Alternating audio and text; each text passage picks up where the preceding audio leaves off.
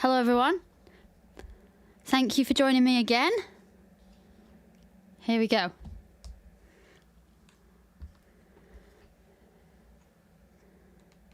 Just bear with me while I sort everything out.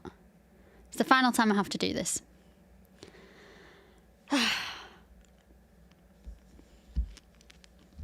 Just waiting for the live stream to catch up.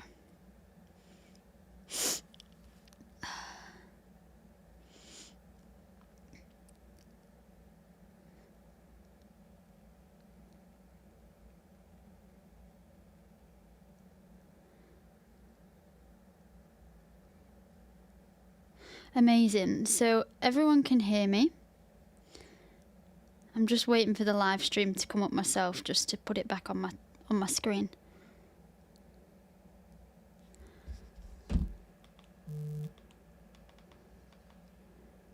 Here we go.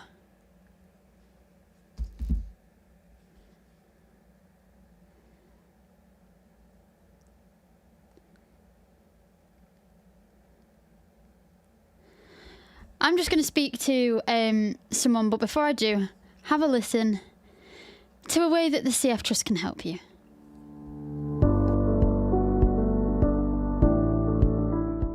Our helpline is open from 10 a.m. to 4 p.m. Monday to Friday. You can reach us by calling 0300 373 1000, emailing helpline@cysticfibrosis.org.uk, sending us a message on social media, or sending us a WhatsApp message at 07361 582 053. We provide a safe, non-judgmental and confidential space where we help people in the CF community with issues such as finances, housing, education, benefits and employment, as well as questions related to cystic fibrosis. When I called the helpline, the advisor at the Trust went over and above his responsibilities and signposted me to ensure I had all the support and advice I needed but didn't know I could access. We are so grateful. So if there is something on your mind or there's something we can help with, please get in touch. We're here if you need us.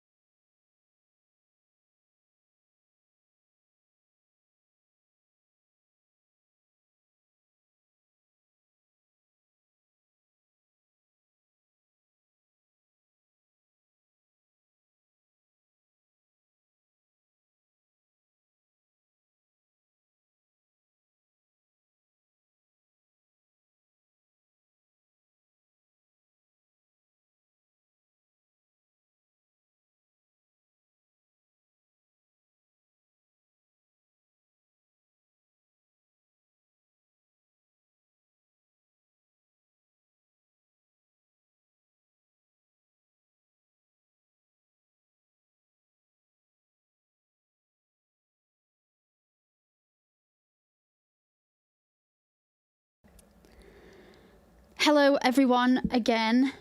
We're nearly there. I think I've got 3 hours left and 24 minus 3 is like 21. So that's good. I've also got a moth flying around, so if I scream, that's why. Please donate. We're doing so well. It's amazing how much money there has been. So thank you so much. This episode of the podcast is sponsored by Scott's Pet Shop. Now, Scott Pet Shop are your local online outdoor active dog store. They're professionals in the world of dog waste bags, making walks with your canine companion simple and stress-free. Shop with them 24/7. They have free UK mainland delivery on all orders. They're ready to serve when you're ready to shop. You scoop up sustainability with their pet planet-friendly dog waste bags, which are here, as you can see.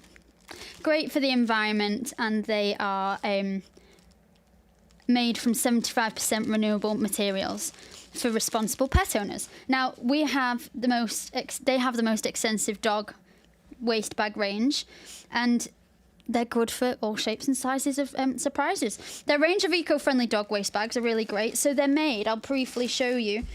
They are made by using a plastic replacement powder like this.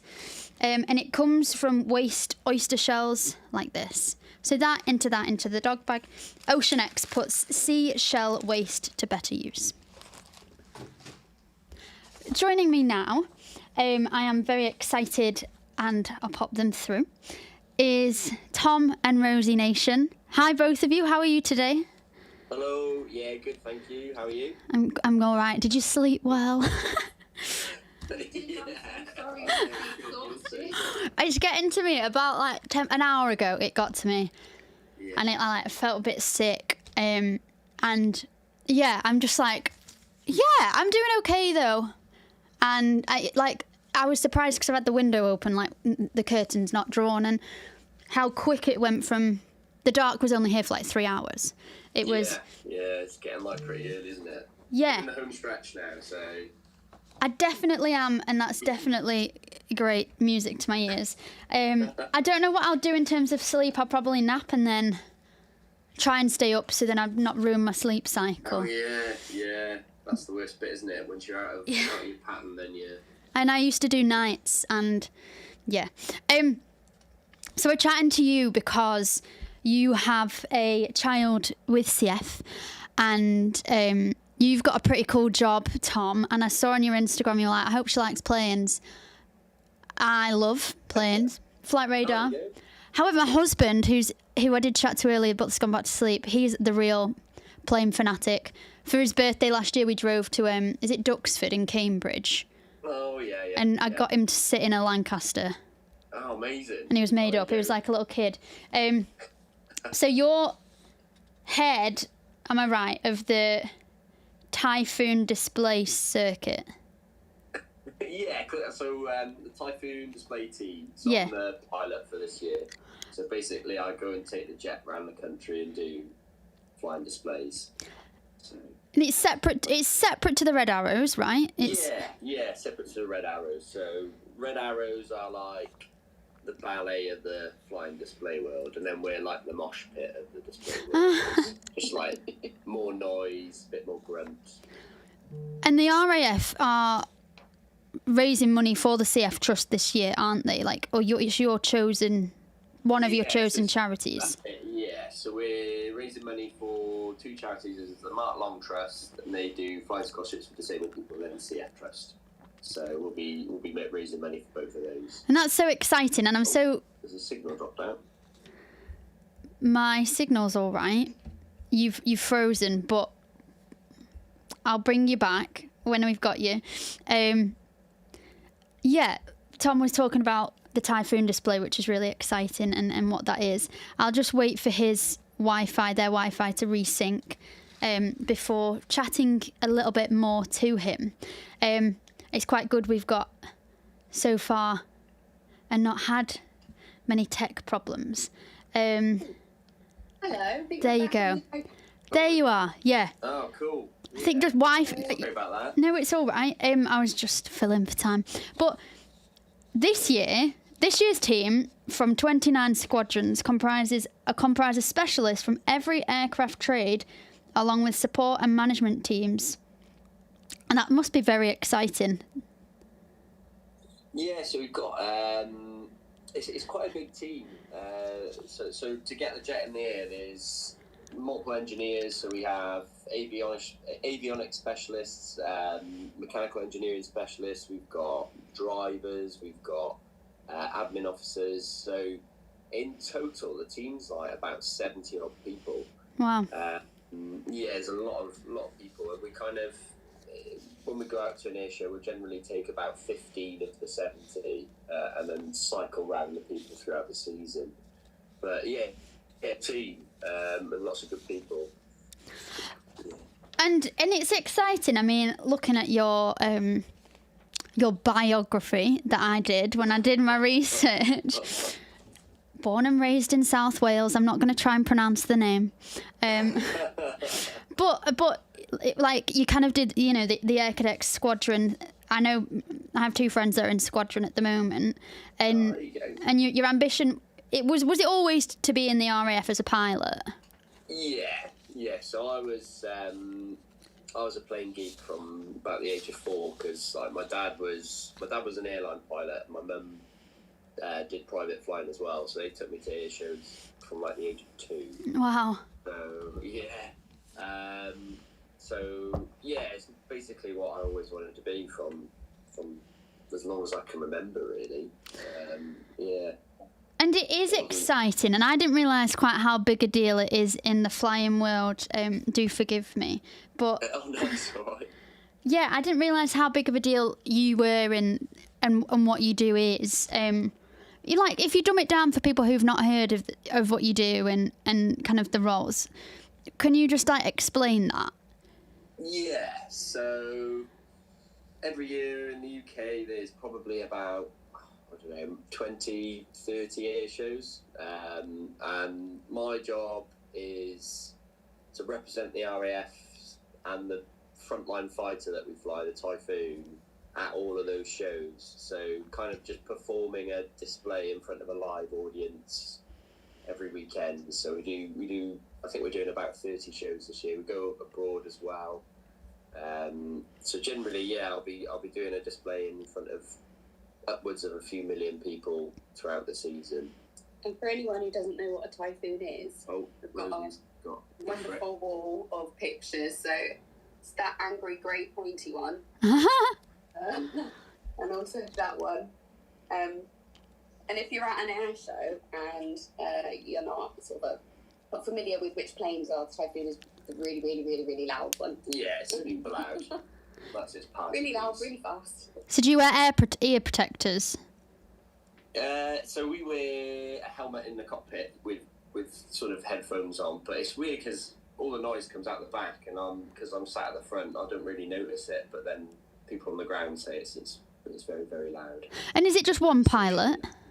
Yes, just one. So there's only one seat, but then And that's you? we've got a couple of two-seaters, but most of the time it's just one, which is good for us unsociable pilots. We just want to sit by ourselves. Rosie, have you always been interested in planes? No, not at all. I'm a meteorologist, so I've always been interested in the weather. And then with my job, I got posted out to support defence locations. And the main one I worked at for my sort of 10-year defence meteorology career was RAF Coningsby, which is where all the Typhoons are, and how I met this one. So even though I came from a RAF family, it was always like, there's some planes. It was only really when we met that I started to take more of an interest, really. But now... That's why all the pictures of the planes are... We're in a shed at the minute, so I keep all my pictures of planes and stuff in a shed, so they're not in the house. Yeah. Yeah. So, I mean, we'll talk a little bit more about that as we go on, because that's really interesting. But obviously you're here because of your link with CF. Rosie, do you want to explain to me and tell me a little bit about your story and connection? Sure, yeah. So we have a son called Ruben. He's 6.5, and he was born with cystic fibrosis. I didn't know there was I've never known of any cystic fibrosis in the family. And to be honest, I didn't really even know what it was. I'd learned about it in, I think, GCSE biology, and it was very sort of, here's your genes and your alleles and what you've got to do to pair them to get it, and it affects your lungs. And then that was my knowledge at the point that I learned that Ruben had CF, which was when he was 3 weeks old. and he was just not putting on weight, constantly hungry, constantly going to the toilet, just really chesty, and there was definitely something wrong with him. So it was almost a relief, really, to get the diagnosis, because then we could get treatment and start getting him better. Yeah, and lots has happened in that 6 years. Almost like he must have been born during the campaigning for the modulator medication. Exactly, yeah. So when he was born, Orkambi was around, but it wasn't licensed for his age group. So there were no modulators that he could have access to. He didn't start them until he was 2 years old. So the story for people with CF, as you will very well know, has done a complete U-turn in his lifespan. And he was almost quite lucky to be born at the time that he was, because of all the access to treatment that's happened throughout that time. Orkambi initially when he was 2, and then Kaftrio when he was 4 and a bit, and now he's on a life track as well. So it's just coming on leaps and bounds all the time, and that's why we do so much, do as much as we can for CF Trust, because without the Trust supporting, campaigning for that, he wouldn't be in half as good a health condition as he is today. And he is such a healthy, happy boy, isn't he? Yeah. Oh yeah, he's a ball of energy. Absolute ball of energy. And straight down there. Yeah, and it must be, like you said, great, and like he's on Aleph Trek. I still call it Alpha Trek, but I think it is Aleph Trek. And like from 6, so like his lung damage and everything will be so minimal. Is he still on Creon and tablets like that? Yeah, none of his sort of liver enzyme, pancreas enzyme rates have recovered, but we've just redone the test, so maybe it'll improve. But yeah, he's still on Creon, still on quite a few different medicines each day, still doing physiotherapy. So it's still, I say he's a healthy boy. He's healthy because of all the treatments and medicines that we give him to keep him healthy. Yeah. Yeah, but he's doing incredibly well. Yeah, he's doing very well. Yeah. I think the thing that's hard is that, and I've been saying this every time, that it's not a cure. Like I was in hospital last year. I think I started taking it when I was 22. So I have to count with my fingers. I've been up too long. 23, 24, 25, 6 years ago. and yeah, like I have had some, interesting and beneficial results, but obviously the lung damage is still there from the 22 years prior. So it's great that Ruben's able to get it from such a young age. That must relieve you as parents to know that there are things for him and that he will benefit. Yeah, massively, isn't it? It's like we say, the sort of the medical research way it's come on in the time I've known Rube has been amazing, and hopefully that trajectory continues. Yeah, and at the moment it's the European Cystic Fibrosis Conference, and I've been chatting to people in and out about that, and it's been so interesting to hear, what they're saying, and for the 10% of people that can't have it, because I was chatting to someone else and I was thinking, like, imagine if, you can't, but like imagine if Ruben couldn't have them, and it's knowing that the treatments are there. I think that's almost harder, knowing they're there.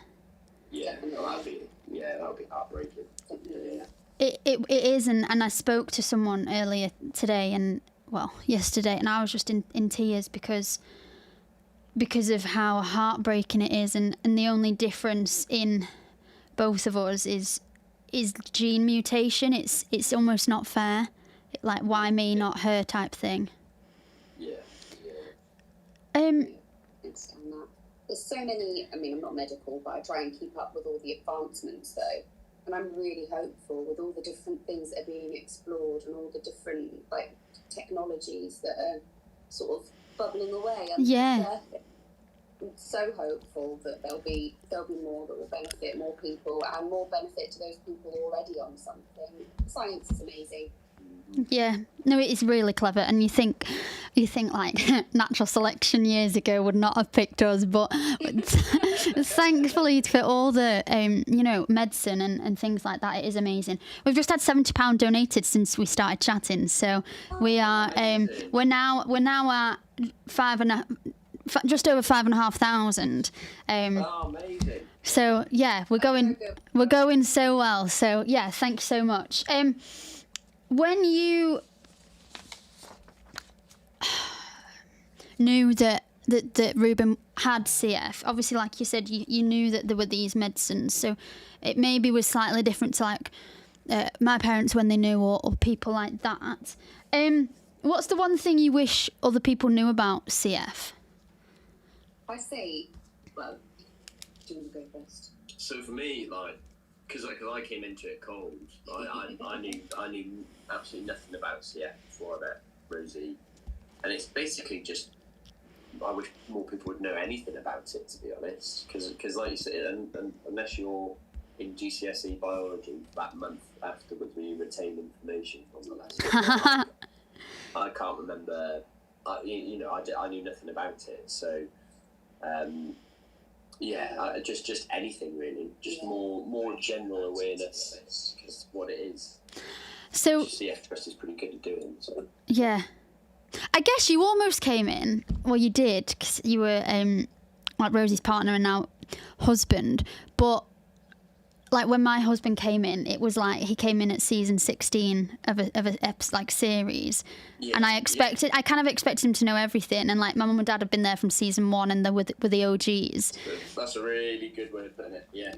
And you were like, season 2. Pseudomonas, what? Like you were just figuring it, all and it out. actually did have Pseudomonas as well, like 1 month after we'd met. So when we'd met, when Tom had met Ruben, because obviously he didn't meet Ruben for a while after we'd been together. But 1 month after he met Ruben contracted Pseudomonas, and then it developed it chronically. He ended up having it for 6 months. He was on he was on nebulizers, wasn't he? So many different antibiotics, nebulizers, constant physio. It was a baptism of fire. But I was it was kind of learn on the fly, wasn't it? Is that a flight joke? Oh yeah, that was pun unintended. As I said it, I thought, this is going to sound cheesy, but that one was unintended. If I nip back to the flights, we've got questions rolling in on YouTube, so I'll just ask you a few of these. Yeah, go for it. So Craig Jones has got in touch. He's do you know Craig? You said yes, like you knew him. Oh no, fine. I don't think so. Craig is a great guy who has CF. Now he's got a young boy called Dustin. He says, we saw the typhoon at the English Riviera Air Show at Paganton. Oh, yeah. And went to the typhoon store to donate to the CF Trust. Amazing. And then he says, my son Dustin has asked why the typhoons are so noisy. So he's watching now. So the engines that we use in the typhoon are really, really powerful. So like, a hairdryer is really, really powerful, like really noisy. A hairdryer is really small. So a hairdryer compared to the engine that we have on the back of the typhoon is like minuscule. So it's like a ginormous hairdryer. Each engine produces 20,000 pounds of thrust, and it drinks fuel as well. So in the course of 9 minutes, it burns through about 3 tons of fuel. So all of that energy is getting converted into thrust, but a lot of it is into noise as well. It's just super, super loud. Thank you. And I believe I need to call you Flight Lieutenant Nation.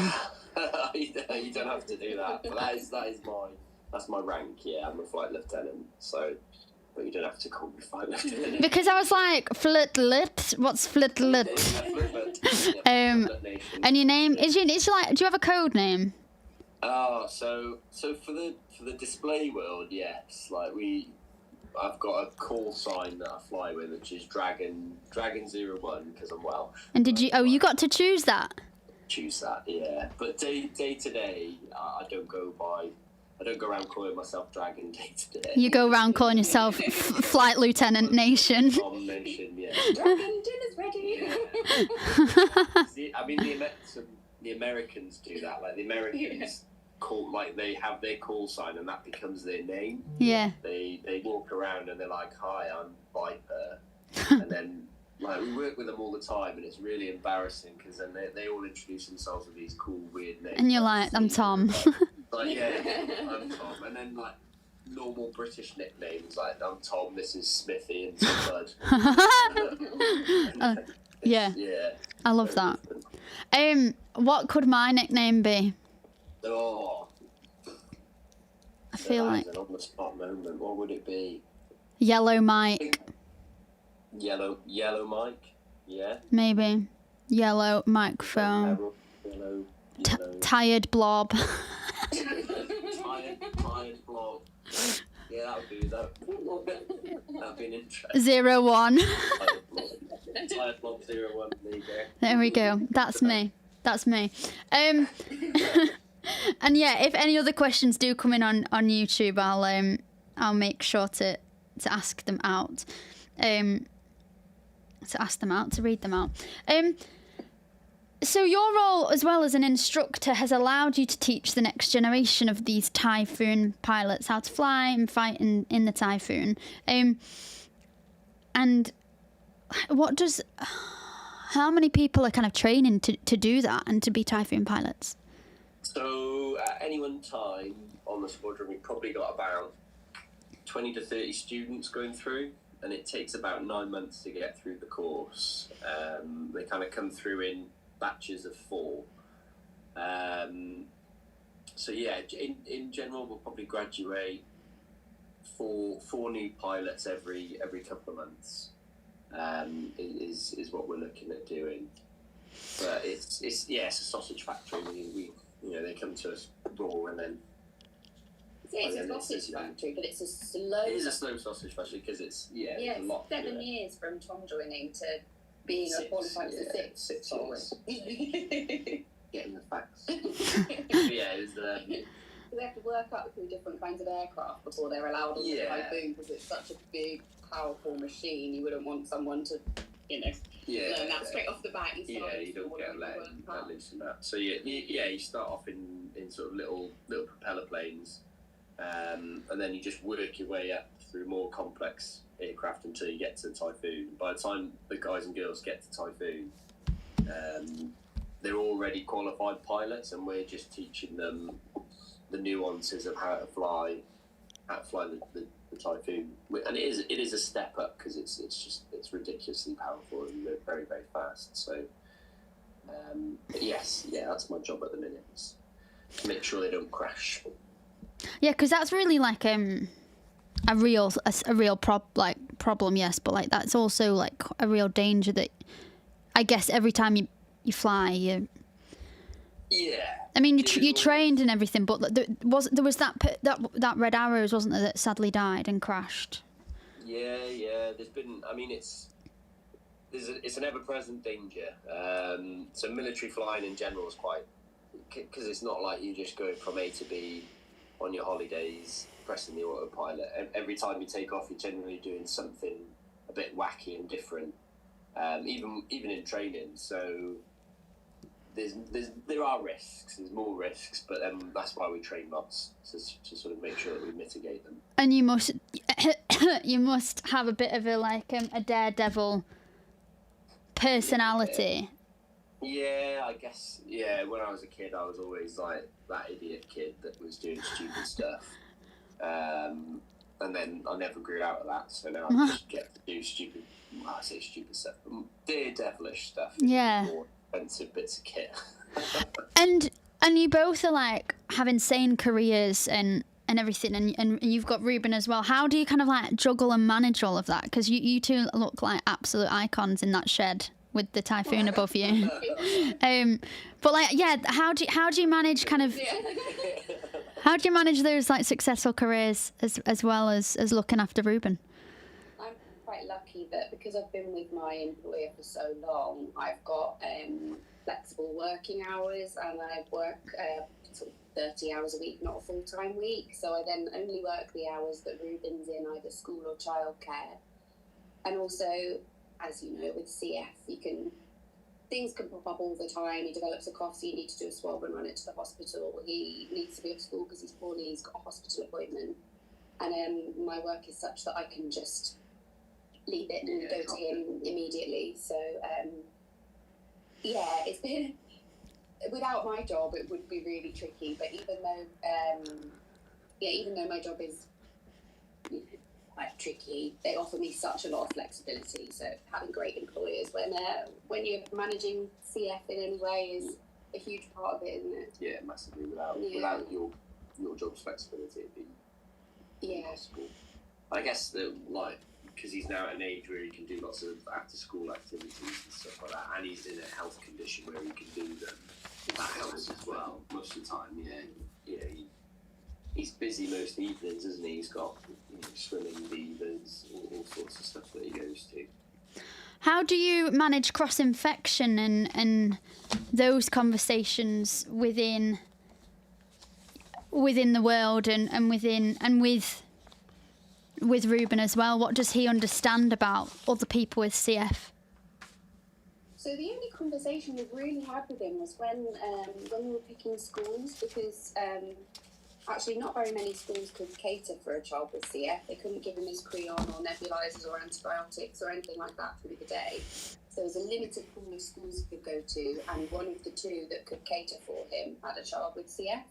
So then I explained it to him then. He was only 4, bless him, but I just explained about how when he gets poorly, it's because there's nasty bugs in his chest, and when you cough or whatever, then you can pass it on to someone else, and the nasty bugs in a person with CF's chest will be extra bad for someone else with CF, so he couldn't go to that school. Which was fine, because the school he's in now is absolutely brilliant and better anyway. But that's how we explain it. And when we go to clinics and things, there's like a little playroom before you go into your own separate room in the clinic, and he'll be playing with children, and I'll be wiping things down and putting alcohol hand gel on him, and he'll say, can I go play cards with that person? And I'll say, sure, but I'll come along as well, so I'm playing in the middle of the two. But it's a really difficult conversation to have when he's so little. Yeah, especially with the 6-year-old boys are, they go around and they'll like lick things. And just do what 6-year-old boys do. So you just have to be a little bit more on it and sort of and he does understand it to an extent, but he's always going to be a 6-year-old boy who's going to explore the world and do it in a manner that's mental. And what is he like? Like, tell me about him and Ruben's character and his, like, what he enjoys doing. Everything, I'd say. He's nuclear powered, I'd say. He just does not, from the second he opens his eyes to the second he closes his eyes, he's just like full of energy. Go. Yeah. Like it's hard to keep up with him. Definitely. He was energetic before modulators, and then he started every level of modulators. He started his energy level has just gone up and up and up. Yeah, he's unlocked the next level of energy. Yeah, but he's, I would say, the bravest, most resilient and determined boy I have ever known. And although there's loads of rubbish that comes with CF, I do think CF has instilled those qualities in him.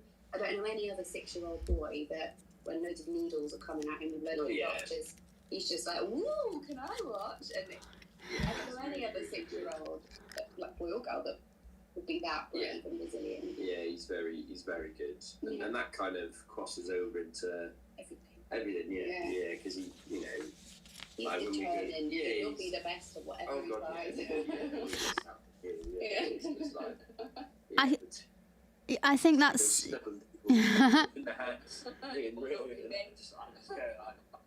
Smile and nod at both of you. Okay, we'll do what you want to do. I think that that's something I've been hearing as well. The first thing we've got a similar like CF cough that sounds similar or whatever, but the second thing is that everyone's so resilient and what's the word, like, doesn't let things affect us, doesn't excuse me, it doesn't get us down. And I don't mean like me, but like what people have said is like, the person with CF lights up the room, and it's like it's our drive, ability to like live life and grab it by the horns. I think you're so right that it instills qualities that you don't even know about, but it's only, and especially this 24 hours, 21 and a half that I'm in now, it's only like having chatted to people that I'm like, there is such a link here between the condition and our outlook and our motivation and drive and resilience. Yeah, absolutely. Yeah, massively. Yeah, he's very, very resilient, and you can see it across people with CF. Like as someone who came from the outside looking in, it's definitely a common golden thread amongst the community.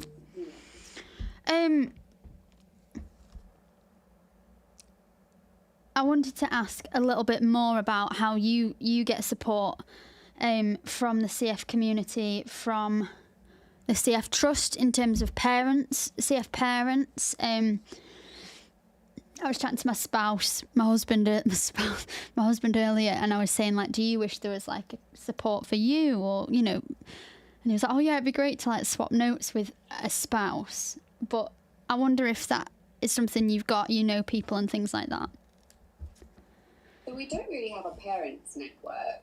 I know that that is something that CF Trust do. You can link up with other parents, and there's a few CF parents I've encountered, but actually meeting up is really tricky, because if you're a parent to a young child with CF, to meet up you would have to not have your CF children with you. Yeah. So it's just not really come to fruition. But so the parents network, we don't, but I know that it is there, and I know that I could get it, and I'm grateful that it's there. But support we get from the CF Trust, Ruben is on every clinical trial that he's eligible for, and I check it all the time, and just keep getting and doing more things. So he's on the Decipher bioresource. I've probably said that wrong, but that one. I keep an eye on all the next things that are coming up and get him involved in it. And that's good, because then he'll have an interest, won't he? Exactly. Yeah. When I first got the call that Ruben had CF, it was just before lockdown. I was on my own with him.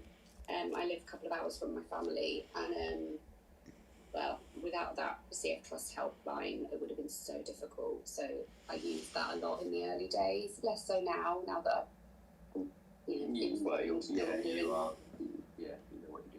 But in the early days, that was a godsend, that helpline. Yeah. And also, we use the CF Trust generally for sort of information.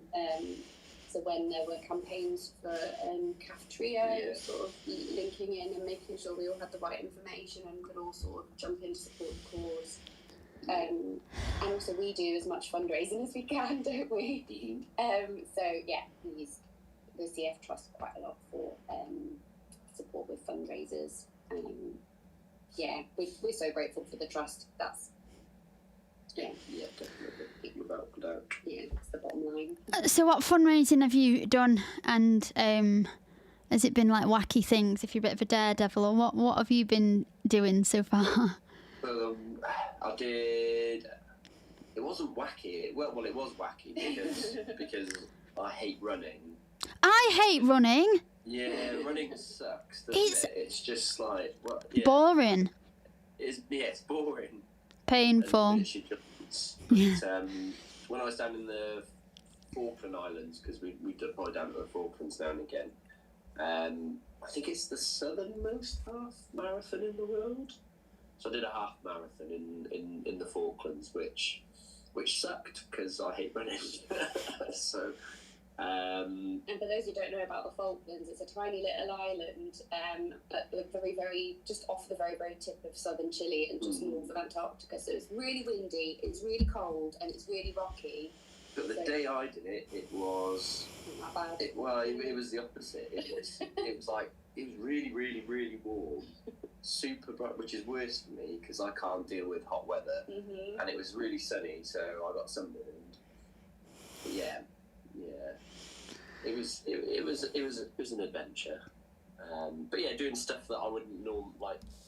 I always think like fundraising, you should do stuff that makes you uncomfortable in a way. I'm uncomfortable. Yeah, I think you've epitomised that. I did. The thing is I did what I love, which is interviewing people and talking, and I feel like because I am a freelance journalist and do obviously the CF Trust podcast and have my own podcast, so that wasn't a problem. It was just extreme. Yeah. Oh yeah, 24 hours a week and having to still converse with people. I think now at 20, 22, I would not be as coherent as you are. I'm just really excited for it to be over because I'm just like I just feel sick, and I think if people can just donate purely because I feel sick, even donate more. Why don't we donate more and I'll end quicker? Because. And it's like I'm hungry, but I'm not because I've eaten so much throughout the day, and I can smell bacon, and it's making me feel a bit sick. And so I'm just like I said, chugging the Polo Mints. Big shout out to them. And yeah, it's like what are we 8:15, 8:45, 2 hours and 15, I think. Yeah, it is that. So is Ruben obsessed with like flights and planes and air shows? I wouldn't say he was naturally obsessed with it. I think I've just slowly like coaxed him towards it. And like, hey, do you like planes? And he's like, yes, I like planes. Yeah, exactly that. But he's at an age where he kind of like gets it now and because like you get quite a lot of cool merch when it comes to the display. So he's like just inundated with badges and like little teddy bears and all this stuff. So I think he likes that more than he likes the planes. I think he just smiles and nods and says he likes planes so he can get like toys. But he's not actually seen your display yet. He's not actually seen it for the first time this weekend coming, and I think that'll change things. Yeah. How long do you do it for? How long are you in the pilot in the display team? Just 1 year, so it's a 1 year gig. And can you redo it at any point? No, I think it's now. It's not been unheard of, but it's generally just like 1 year. It's now or never. Now or never, that's it. Yeah, you get one shot at it. Go back to instructing. High School Musical 3, that song's from. Now or never. It's the last chance. More questions on YouTube for you, Tom. Yeah. What's your best advice for someone going into college who wants to aim for a fighter pilot role in the future? Oh, good question. And one, work hard. And determination's key because the training is very long and there will be points in your training where you're like, do you know what? Like, even though it's your dream job, you'll definitely have moments in training where you're thinking, oh, I'm going to pack this in because it's really, really hard and I'm exhausted. And the other one is, if you get told no the first time, keep going back because it took me 4 goes to get in the RAF. They kept telling me no, and then eventually I just wore them down, I think. I just got fed up, and they're like, all right, in you get. So, yeah, don't give up on it. Determination and key is kind of key. Amazing. And another question, again from Craig. I think Dustin's really interested in this, which is amazing. Yeah. So, has Ruben ever shown an interest in being a Typhoon pilot? Maybe after this weekend? He occasionally mentions about like wanting to fly planes and stuff, and that's something that. So unfortunately, because of CF, he won't be able to join the RAF as a pilot, but he will be able to do private flying. So if he, I've always kind of thought if he gets to an age where he's able to go flying and get his private license and stuff, and he actually wants to, then we're going to go down that route, and he'll get to fly planes, which would be cool. I mean, I could talk about this forever and ever, and I do think I might have to get you on my own podcast, Tom, another time and continue this conversation, even maybe co-host it with my husband, which I have done before. He's in sleep, otherwise he would have come up with some more questions about the planes. But my final question is, the theme of CF Week next week is one diagnosis, 11,000 realities, because there's over 11,000 people in the UK with CF, and I just wondered what your CF reality is, in a sentence. CF reality in a sentence. It's bittersweet because Rue had CF when I met it. Like, you know, I came in late to it, and it's horrible. It's horrible that he has that and that he has to deal with it.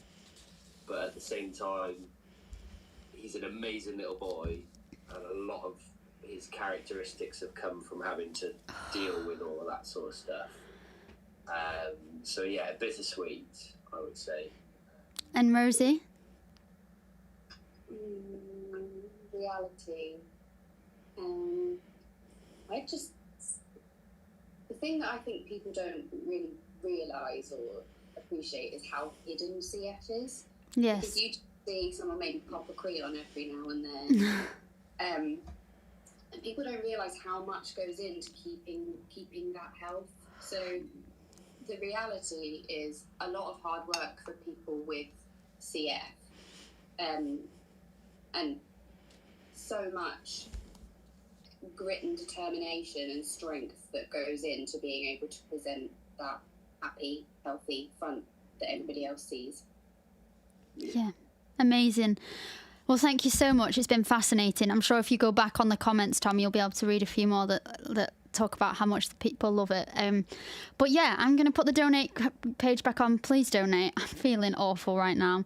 And thank you so much. You're doing really well. Please donate to anyone watching or anyone catching up. Yeah. Smashing it. I don't think I could Nearly even there. produce my own name if I've been awake. Yeah, I know. I've been awake for. I don't know how you're doing this. It's amazing. Me Absolutely neither. nailing it. Anyway, thank you so much, guys.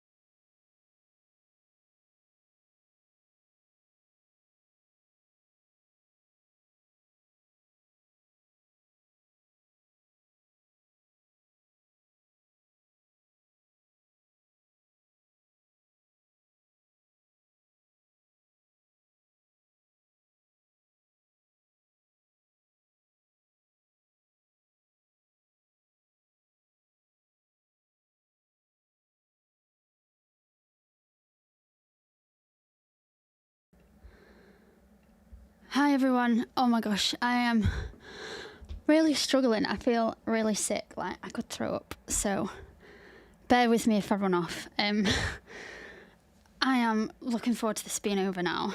It's been great. I'm just going to play some good luck messages that have been sent to me. So yeah, hopefully these will help. Hey Lucy, just wanted to say what an incredible thing you're doing. Most people couldn't imagine talking, hosting and keeping the energy going for so long. So take a moment to really appreciate what you're doing. The finishing line is getting closer with every conversation. Keep doing what you're doing. Stay focused, stay hydrated and keep the good vibes going. The tough hours are often the most memorable. We're all rooting for you.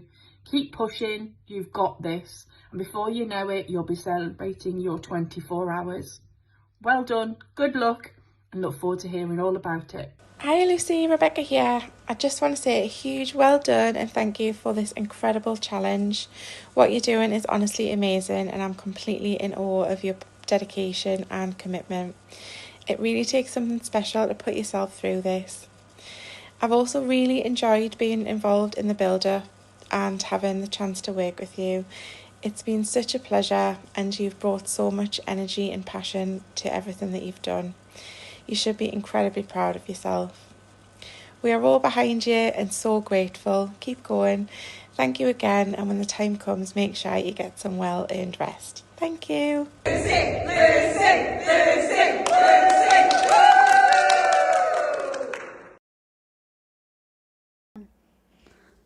I'm on. And I'm tired. I'm getting grumpy. Oh, those are really nice messages. The last hour and a half has been the toughest. I feel jet lagged. And I've not been on holiday. I feel empty but full. I feel tired but energised. I feel happy as well. There's some more messages here. These are from friends, so I might cry. Hi Lucy. I'm from Oakman. My little donkey friend here who I think is pregnant, but very well done on your podcast, your 24-hour podcast. Good luck, keep going, because you did. You'll be doing amazing. I don't even have to say that because you know that already, but I'm rambling. But good luck, and hope it all goes well. I'm sure it will. Adios.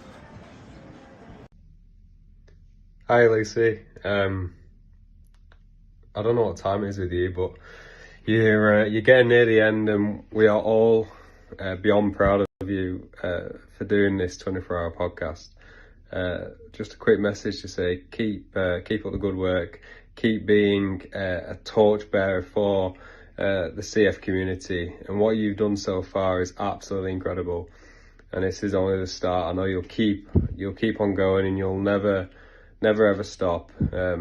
Again, yeah, we're all so proud, and thank you for what you're doing, and I'll see you soon. Oh, thanks, Phil. Emotions are coming. So someone else is joining now, which is really exciting, and I'm just going to let her into the room. So donate if you can.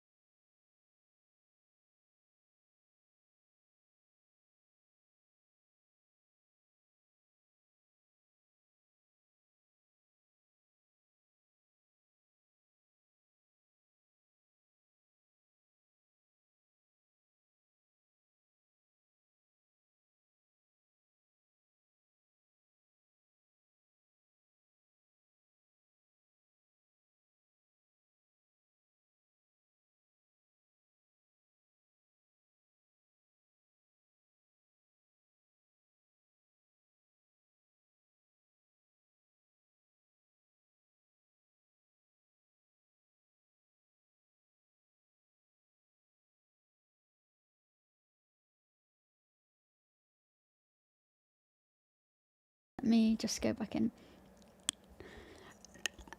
Hello again, everyone. I'm just on the YouTube, and before I bring in my next guest, I am just so excited, really, to introduce her and to talk to someone so incredible. I am referring to someone who is on the UK's favourite programme, and I don't know what else to say other than she is a Strictly Come Dancing winner and champion, the greatest dancer champion, world, professional dance, everything. She's amazing. So I'm going to pop her through now, and yeah, let's talk to her. Jovita, thank you so much for joining me. How are you today? I'm good. How are you? Well done. With this, I still can't believe you're still awake and you look so good. Thank you. I did have a makeup artist on chatting to me, so she gave me some tips for it to last 24 hours. But yeah, thank you so much for joining. Like I mentioned, people will know you from Strictly, but you've got so much more that you've done from and since then. So you're a professional dancer, like from Poland, and you've had this incredible career on the dance floor. You won Strictly Come Dancing in 2022, and that was with wildlife presenter Hamza, yeah. And then you also won, was it the Greatest Dancer as well? Yes, correct. And you were also the first female. And I remember, because Hamza was amazing, and I loved his show dance. I remember that. But you were the first female to win on your first year with a celebrity partner as well. So you've got all these accolades and things. But I just wanted to kind of take it right back and ask you if you always wanted to be a dancer, where it came from, and your passion for it.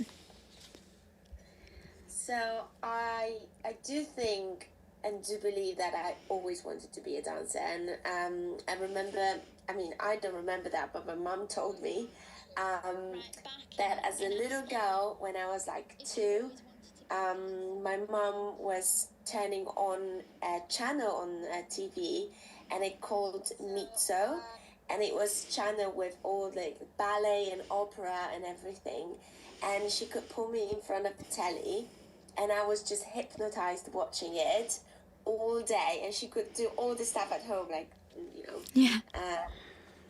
dinner, washing, cleaning. So yeah, I was sorted for a whole day. And then I remember we had in a preschool a mini playback show, and I really wanted to perform as Britney Spears.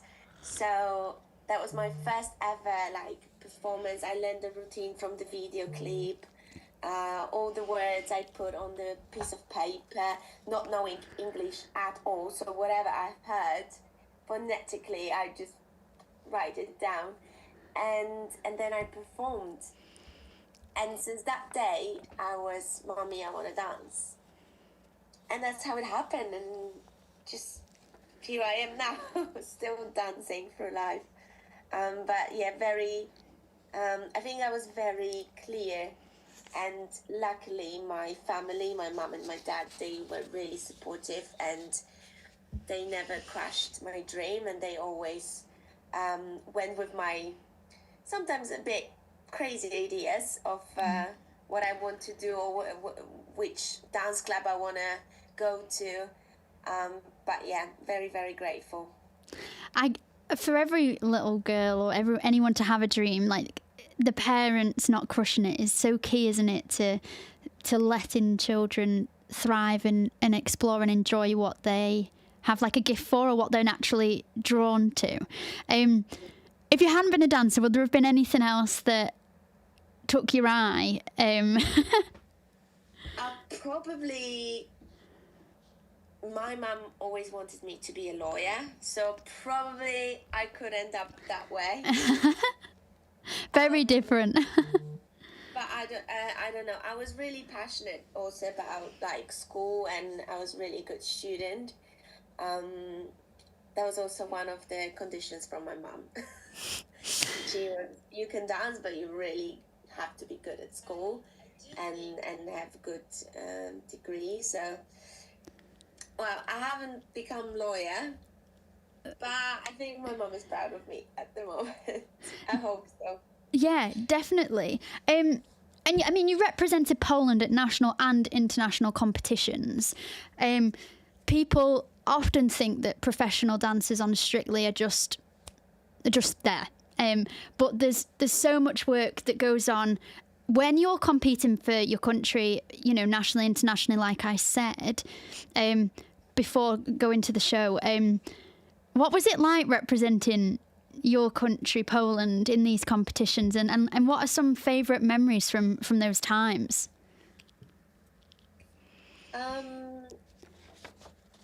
I think because there's so many ballroom and Latin dancers, and when we go for the competition, like on a like international, it's not only me and my partner, it's so many other couples, so we always go as a family. I always feel like we go and represent the country as a family, but I still do believe I represent my country in a different way, and I will always be Polish, and I hope that I will always bring, you know, my country and just represent and say that we do have an amazing dancers, like one of the most amazing dancer, I think 10 times world champion, he's Polish, Michael Malitowski. So there's so much into that. There's another woman, Agnieszka Melnicka. She also was for like a decade in a top 3 on the whole world. So I felt always proud, but I felt like that little because I wasn't that successful. I was just there and, you know, admiring other people as well, and just being happy and, you know, and grateful that I'm able to actually do this and go. But there's I think because it's not categorized as a sport, you don't feel that pressure on you that you go and represent your country. Like, for example, like Olympics or other, I don't know, football, where you actually in the eye of whole nation. Like ballroom and Latin, if you're not in it, people don't know about it. So it's not that intense. But yeah, I've got so many beautiful memories, but it is a hard work. Competitions are hard work. Competitions sometimes, most of the times, unfortunately, are very cruel, and sometimes you just go to another country, you dance one round, and that's it, and you come back. It's a hard world, isn't it? And it is. I mean, I danced, but obviously not like you. But I was tap and ballet, but mainly tap was my thing, and I still do it. But if it's a certain way you look, isn't it? And it's a way that you perform. It's if you fit what they're looking for as well, isn't it? Yeah, exactly. And I think also because dancing is so subjective. Like some people like this, some people like that. It's not like you start the run and you finish first or second or whatever. Everything is just so open for the judgments, you know, and but that's also the beauty of it, because what's right or wrong, yeah, we do have technique and we do have some rules we have to follow, but in the end of the day, that's what I've actually learned after I finished competitions, like all this machine. Yeah. That it's most important thing is who you are and what you want to give to other people, and it doesn't really matter if your foot is that or a little bit that, like it really doesn't matter in the end of the day, because what's dancing about is about feelings and about what you can give to another person, what you can make them feel, You bring happiness, you bring joy, you bring sadness, you bring nostalgia. It's all about that, because also I feel like nowadays with all the AI and everything what's kind of not real, I think human feelings are the one that they always gonna stay real, and I think we should take care of that. That's why I do believe dancing is just unstoppable, and art is unstoppable, and I hope it's going to stay like that. Yeah, and also you can be the greatest dancer everywhere, but if you don't have the performance and the feeling, most of the time when on Strictly that I've seen, the scores are higher. The technique sometimes might not be as good, but the judges have connected at a soul level, haven't they, to the performance, to the storytelling, and to the passion that the couple have. Yeah, I think it's the thing is, you can be the most beautiful technical dancers in the world, but if you don't give anything, if you're just bland, then yeah, I can appreciate the craft, but there's nothing into it, there's nothing more. When I dance with my celebrity partners, I always say, what's the story? What we have to give, what we have to tell to the people. And if we do it right, then that's the job done. It's not the job done when we get the, I don't know, routine amazing or the score's perfect, because that's not all about it. I think it's all about that what we have here, and I think that's why sometimes like Strictly give so much to people, because they rediscover themselves. They find things, and you know, like the feelings that they were dig down deep and forgotten forever, and now they actually becoming a part of you, and that's beautiful. And I think dancing is a great way to do many things and to go through life. And it doesn't matter if it's professionally or not. It's just good to experience it, to do it, to release the tension from your body. Like, it's just so good. There's a reason, isn't there, that every main occasion has a dance floor, a wedding, birthday parties. The music and moving has been a thing since before time, you know, was born, I guess. Like, I think it's so innate to move. I can't not move my body when there's a song that's just great. There has to be that in everyone, though, don't you think? No. No, absolutely, yes. I think, so before we even walk as a babies, we actually dance, and that's proven, because you can always see a baby just jiggling the bum from one side to another. And you always see that before actually we walk. So that's in us, that's from the beginning. And then it's just people, or we go with it, or we say, no, I can't dance. I do believe everyone can dance. Everybody has a rhythm inside. It's just a matter of, are we gonna do it and I don't know, make it more professionally, or like make it more a thing, or it's just a natural thing, and that's fine. Like it really doesn't matter. But I think I did proof on the show on Strictly that everyone can dance, no matter what. So yeah, I don't take no as an answer. I don't dance. Yeah, you do. What is your favourite dance to dance, but also to teach? Because I'm guessing sometimes they may be different. Yeah, so to dance, I would say samba is my forever favorite.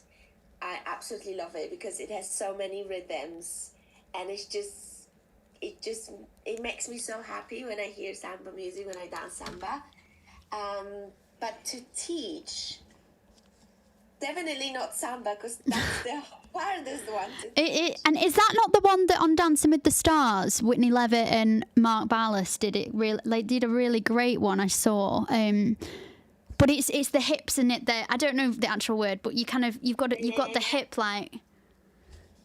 is the hip, is the bounce action, is the coordination, is the rhythm, is like it's quick and then it's slow. It's complicated. Very complicated, very complex. But I would say my favorite one to teach, I think it has to be Charleston, because it's so fun. It's just so fun.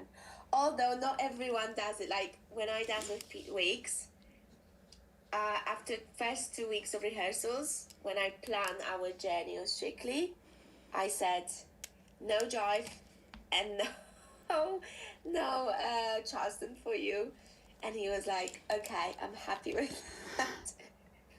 But yeah, I think Charleston it's just fun.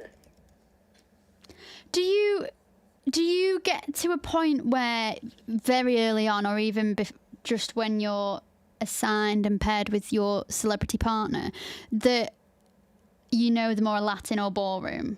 Because I think it becomes, for the viewer, it becomes obvious they excel at one, if they've got better hip movement or they're better in frame.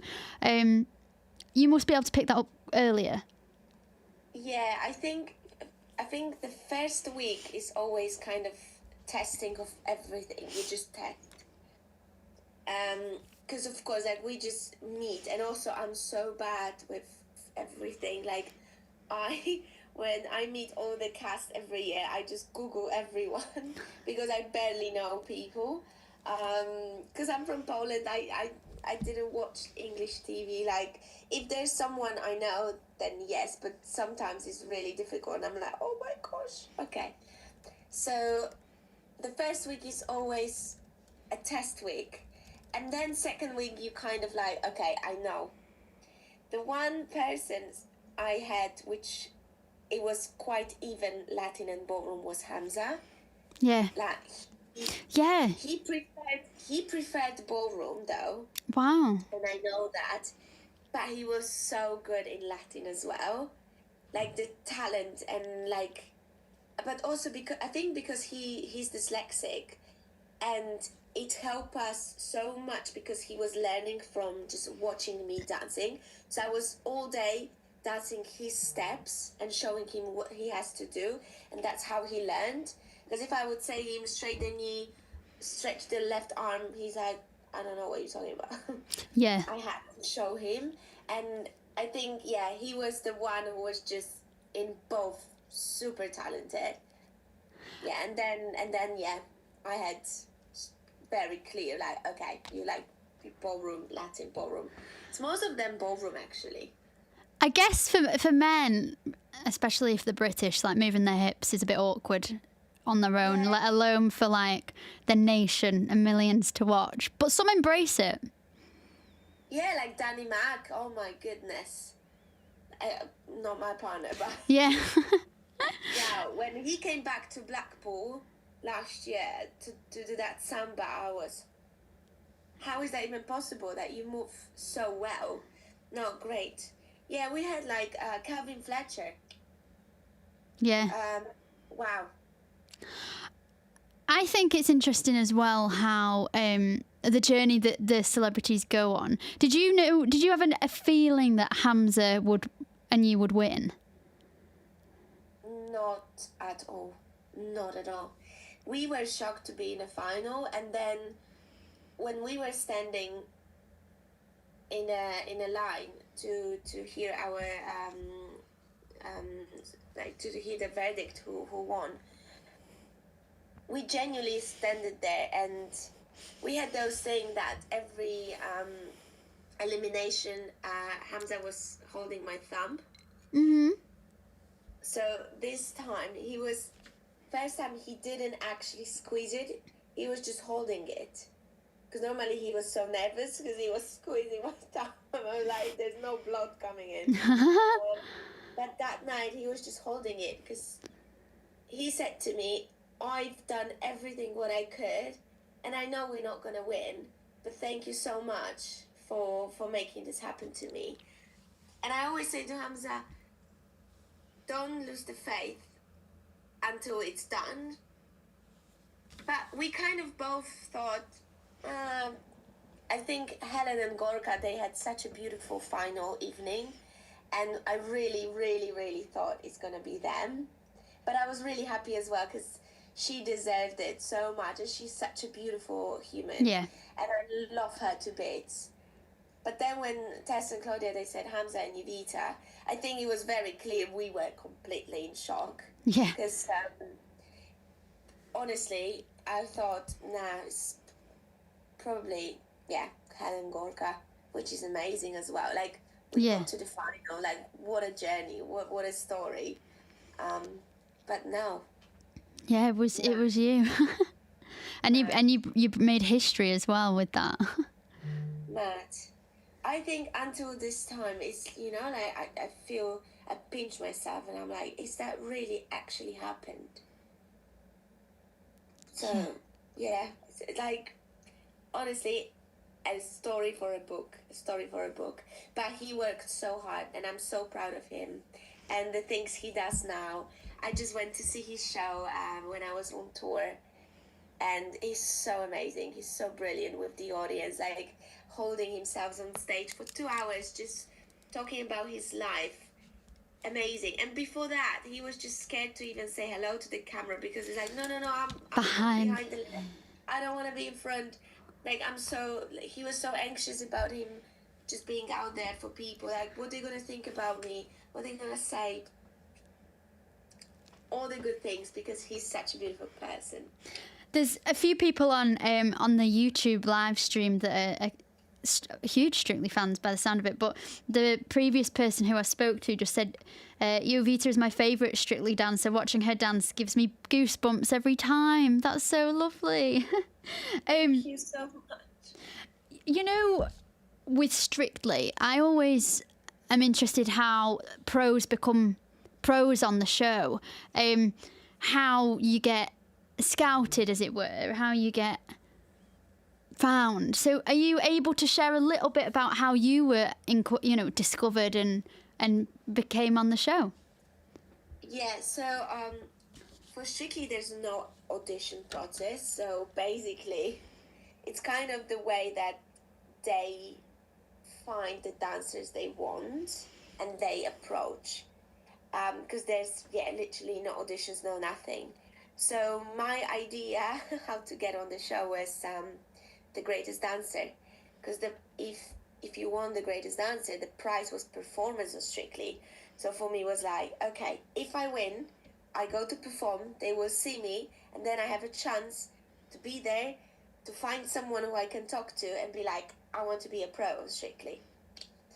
I love that. So you planned and were bigging yourself up. I love it. And I mean, the chances, like everything can happen, but if I won't try, I wouldn't know. So I went on The Greatest Dancer. We were so lucky, me and my ex-partner were so lucky to actually win and have that performance. And when we performed on Strictly, after the performance, we had kind of like an interview with the producers. So they basically invited us to her room straight after performance. So I was still in the dress, doing the hair, barely breathing. After 4 takes, got there, and then had kind of like an interview, and then that was 2022, and no 2020 sorry 2020 and 2021 I joined the show, so a year later, which again it wasn't that easy because I got a no before From Strictly? So 21 I got a no, and they said, oh, this year we're not hiring any female pros. So I was like, okay, of course, like crying, everything. But, I said, I tried. I did everything what I could. I can't do anything more. Maybe it's not meant to be. And then in May, so I was very late to the team because in May, Jeanette Munrara, she decided to leave. And that's when this spot came free. And that's when they called me back and they were like, Evita, we actually hiring this year a female pro. Would you still be interested? And you were like, yes. Of course. And then they were like, okay, we have, I think it was 7 more girls in a mix. So they were like, we're going to let you know next week. Oh, I bet you could not sleep. No, I didn't sleep. I didn't eat whole week. I was just sitting down. And then I think by the end I was like, I don't know. I just, whatever. But I remember when they called me to tell me like, would you like to join Strictly? I almost choked myself with the blueberry. I was eating my porridge on the terrace out of the blue because they told me no. They said, sorry, we don't hiring. And then when they called me back, I thought, oh, maybe they need some help. For sometimes, the choreographers need an assistant or something. So I was thinking, oh, maybe it's that. So I just pick up the phone. I was like, oh, hello, like, and then they said that.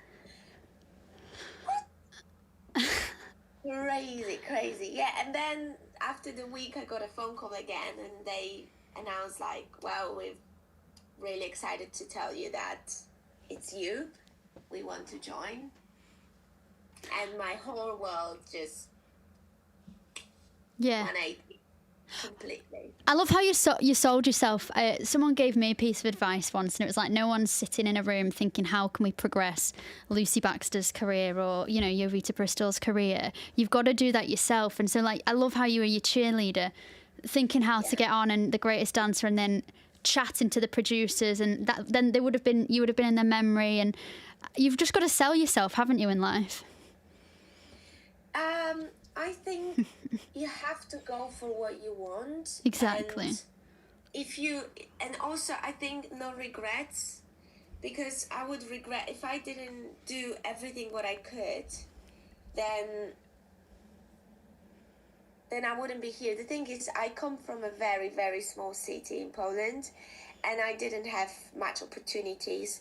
My family is quite average financially. Like we actually don't have money. My mom and my dad, they did 3 different jobs just to pay my dancing, and I had 1 pair of shoes for like a season, which normally you use like 6, 7, 8 pairs of shoes per season, but I couldn't afford it. So my dad was repairing it constantly to make it work. And it's the thing that I've learned very quickly as a child, that if you want something, you really have to go for it and work hard for it, and no one will give you things.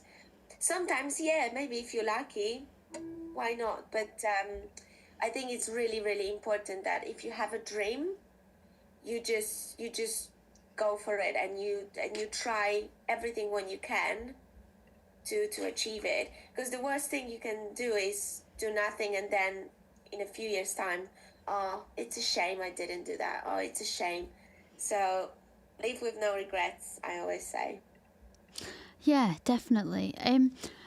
In terms of when you joined in the May, it would have been full on, wouldn't it, to then the launch in like the September. Was that year, were you paired with a celeb that year as well? Yeah, you were, obviously, of course. Sorry. Yeah. Hamza.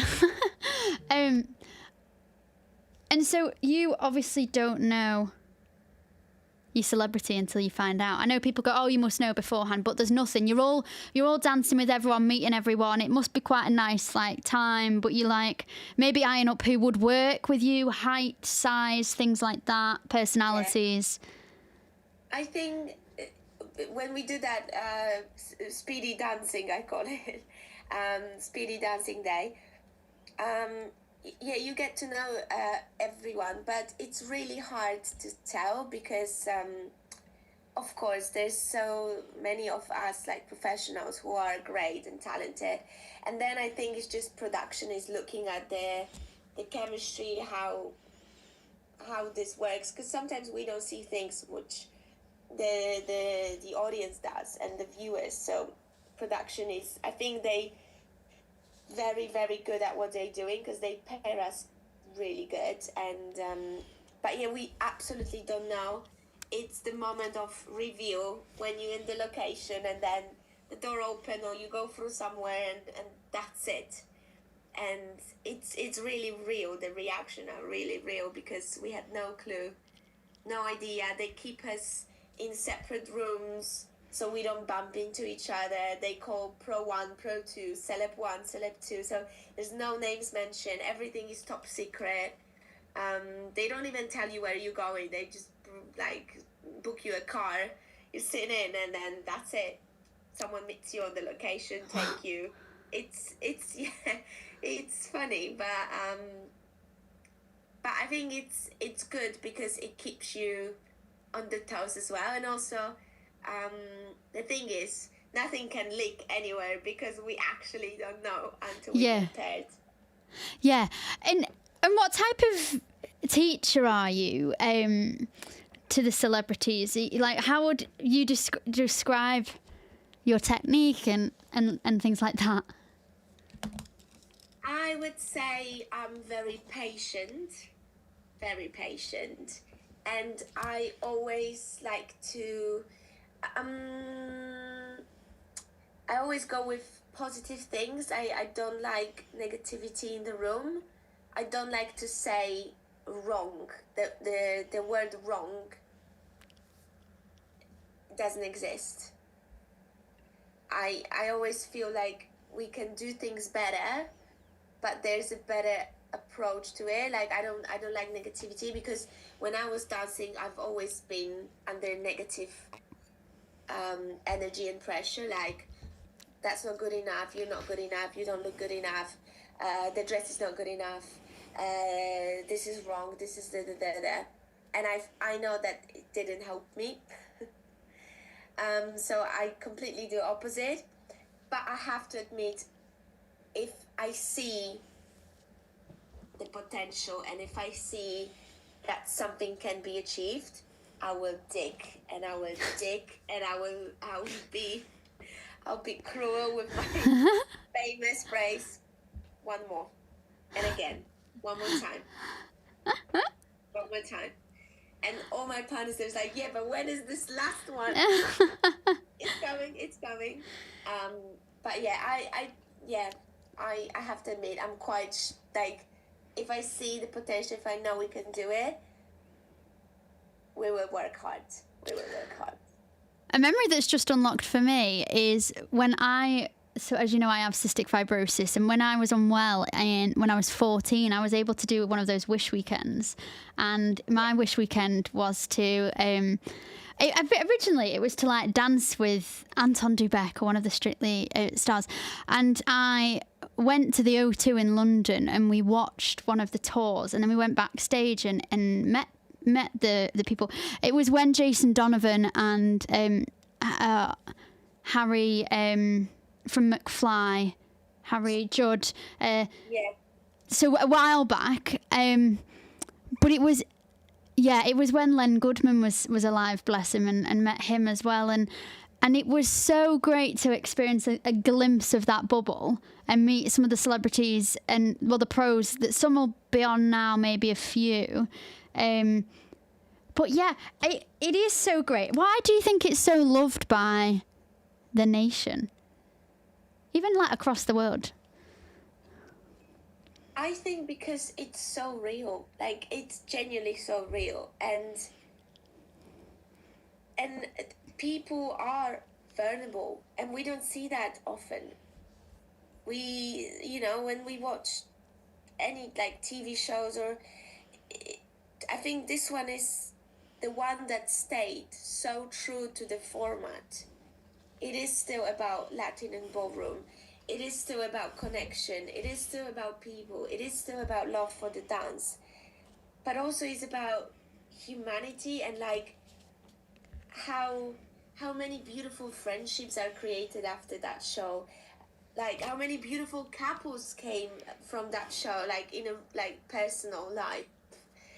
It's just like dance connect, and I think it's for everyone. So you can sit with your grandparents, you can sit with your parents, you can sit with your children, with your friends, you can watch it, and it's just timeless. It's basically timeless. And now I've just finished the tour, and there's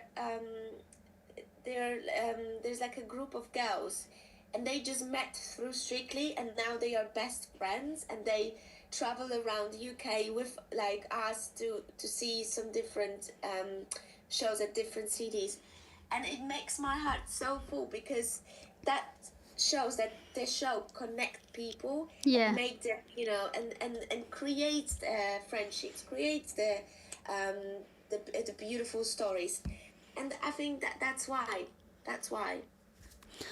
you're doing so much dancing and obviously have to be physically fit as well. Sometimes that's a bit of a shock to the celebrities, how much training they do a day, a week. Sometimes you can see the physical weight difference, can't you, or how different they look.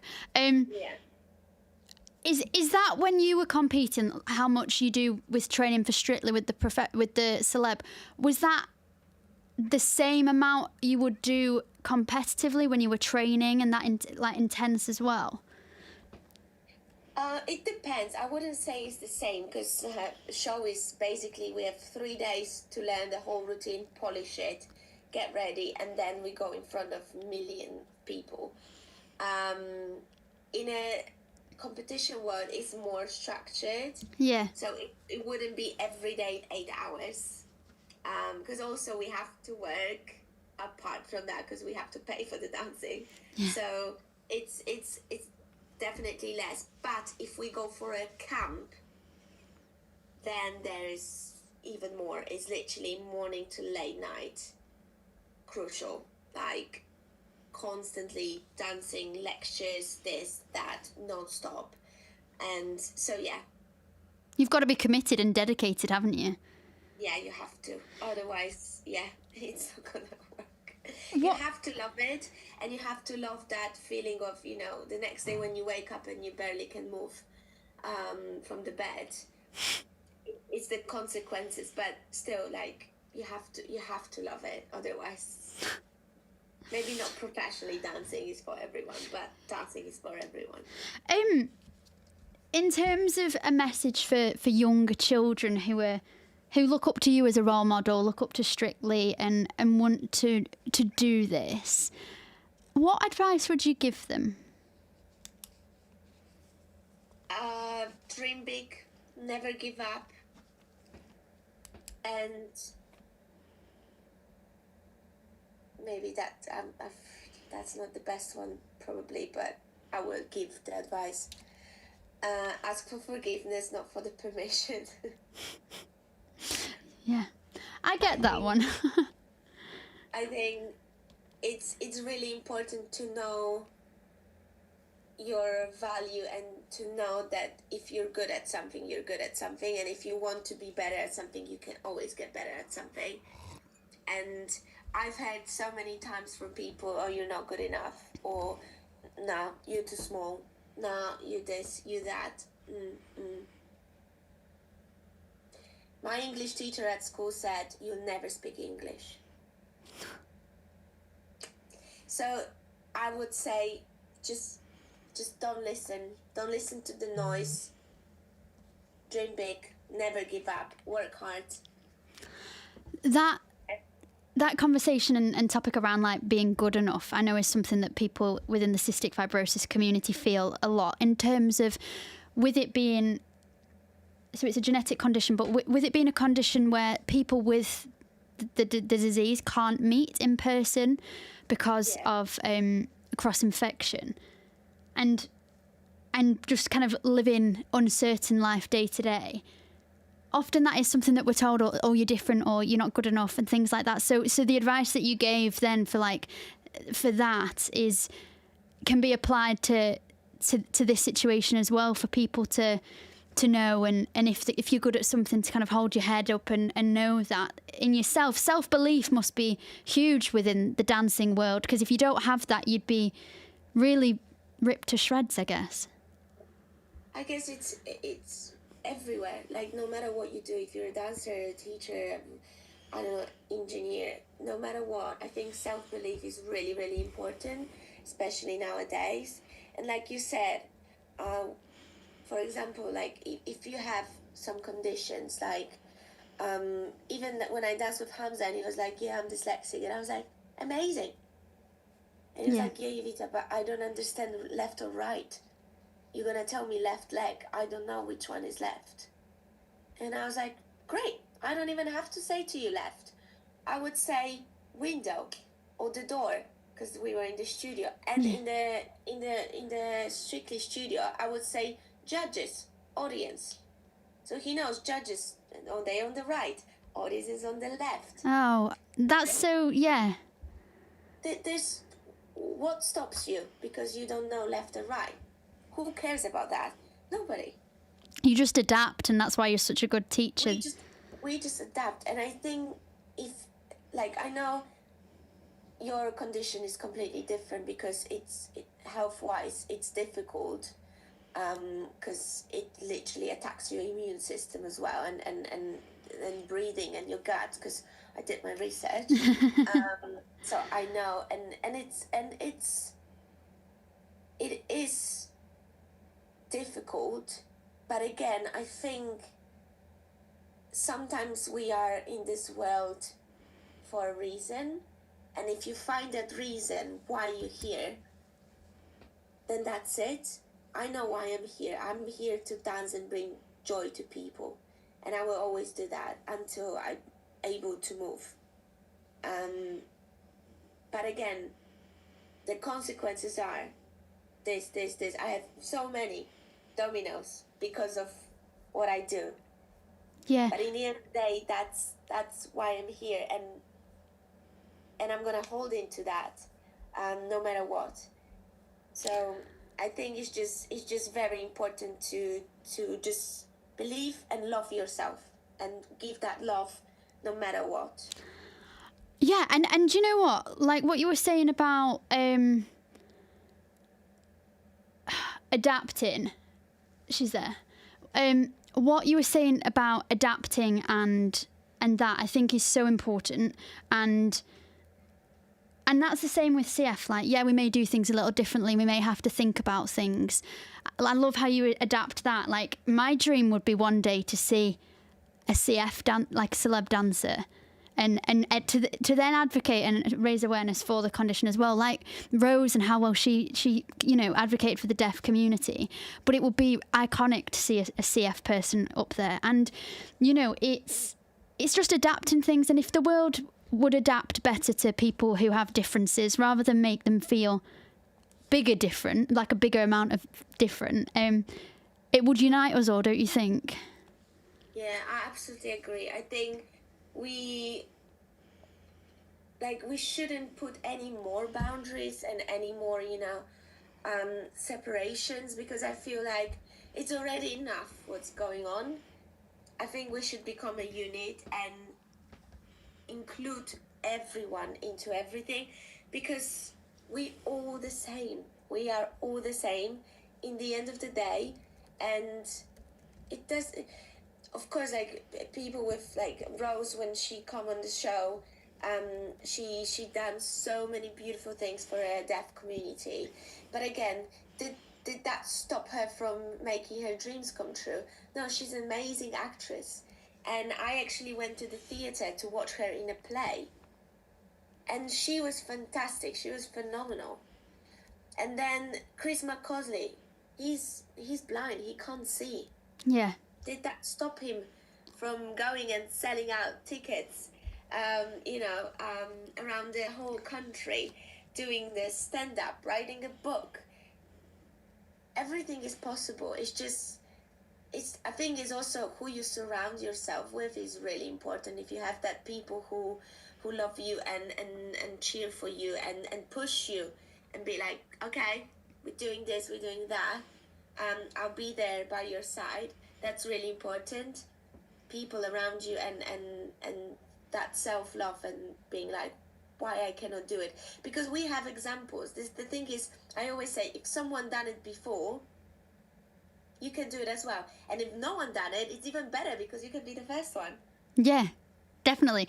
When you plan dances on Strictly, and do you know what all the weeks are in advance? Do you have influence on the music, the choreography? How does it kind of work, that part of it, that you can share?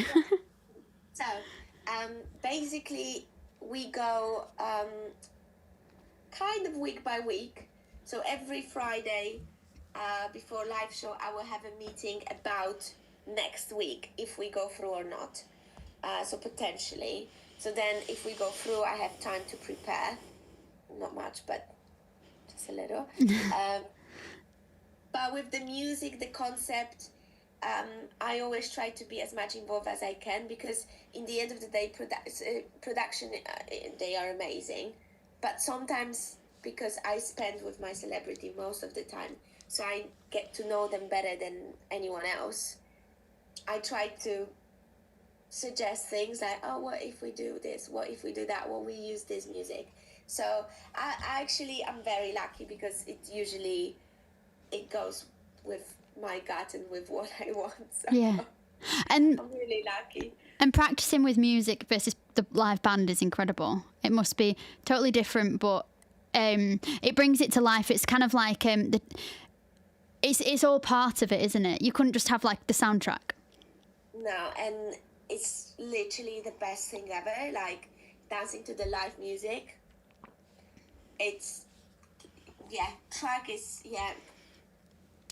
great, but live music is just something on another level. I always have goosebumps when they play, and I love them all. They're so talented and so nice people. Love them to bits. So you're a professional in this upcoming year's season of Strictly Come Dancing. Yeah. Obviously, you don't know anything. The contestants, the celebs haven't been announced, but the excitement's building.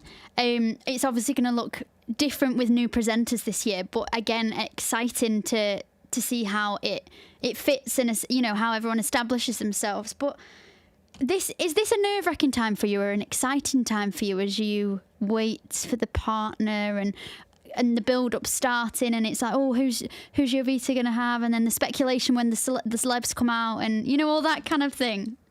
Yeah, you know what? I'm keeping myself out of it, because what will be, and the thing is, I'm there to give my celebrity the best time ever possible, and the first thing I always do with my celebrity, I sit down and I ask, okay, what would you like to get from this experience? What is your goal?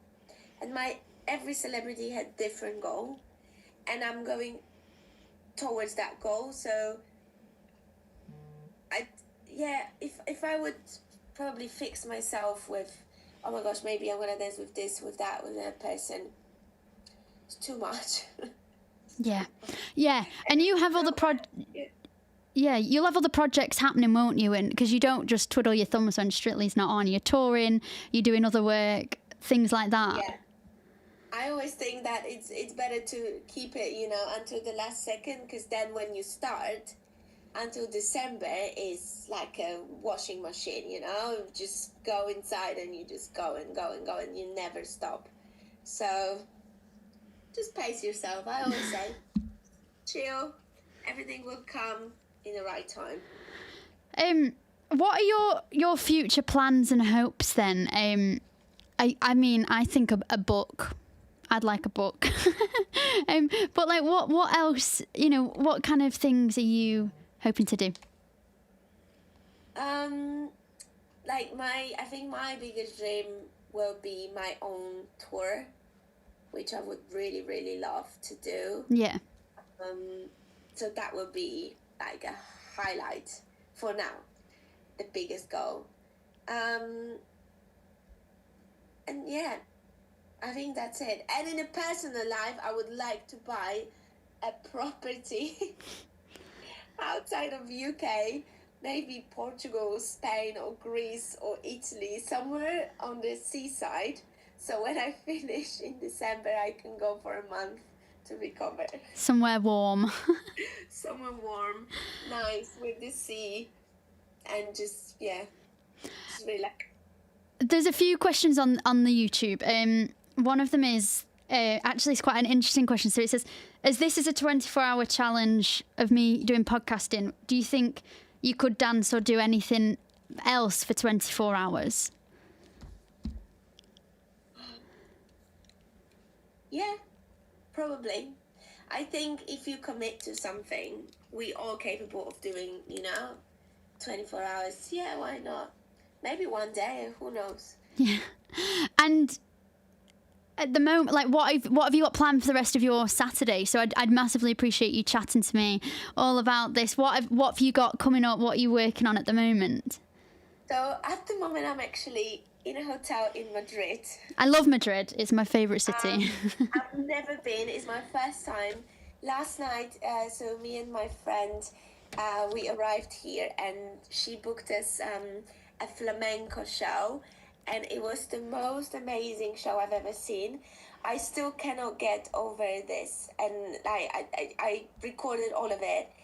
The woman who was dancing, she was a part of the group, she was just unbelievable. Like, I couldn't take my eyes off her. So I'm already inspired. Yeah. Dancing. I want to go flamenco. But tonight, actually, me and my friend Natalie, we are going to see Bad Bunny because I am obsessed. Stop it. Are you actually? I'm obsessed. I have literally said I would sell a kidney to see Bad Bunny. So I bought, so the moment he announced the tour, I bought us the tickets without even asking her if she's coming. And I bought in a golden circle, whatever. So it's just right in front of the stage because I really want to be so close. Probably you want to feel him. Yeah, probably the biggest. I actually regret it now, but it's okay. But yeah, we're going to watch Bunny tonight. So wow, I'm so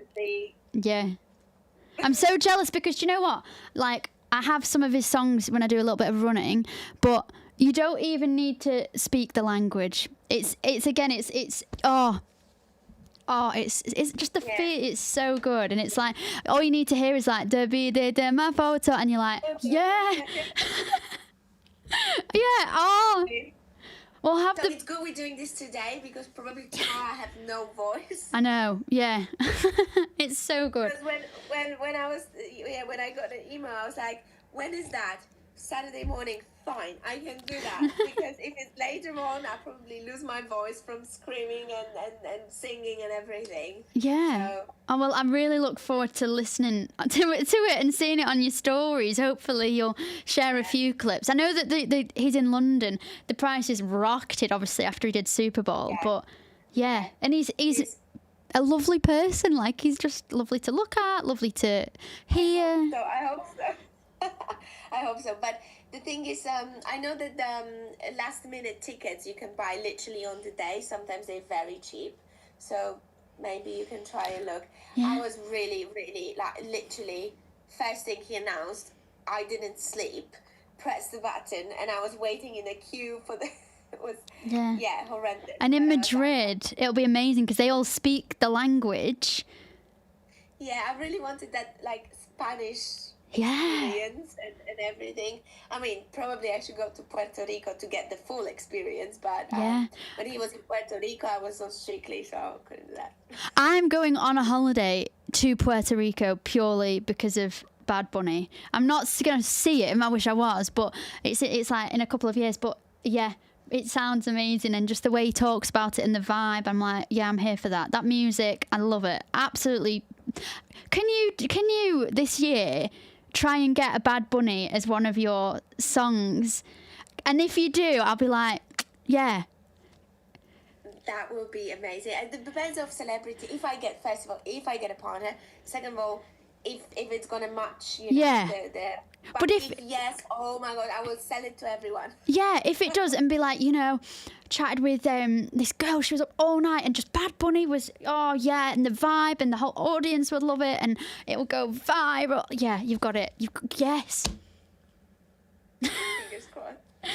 Well, Jovita, it's been so great to chat with you, and thank you again for helping raise awareness for Cystic Fibrosis Trust. And yeah, it means a lot, I know, to myself and to the community. There's been so much love for you on the social media, on the YouTube and all of that. So yeah, thank you so much. And yeah, Lucy, honestly, keep in just before touch. we go, you are a superstar. What you've done and what you're doing, it's just remarkable and amazing. And thank you so much for everything what you do for FC, and also to raise awareness. I need to admit, I've never heard about that condition before.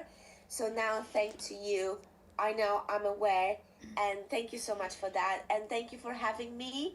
And to do 24 hours, I'm bowing for it. It's a big bow. I am an hour left, but yeah, thank you so much. Thank you. See you Lots later. of love to you. Thank you. Bye. Bye.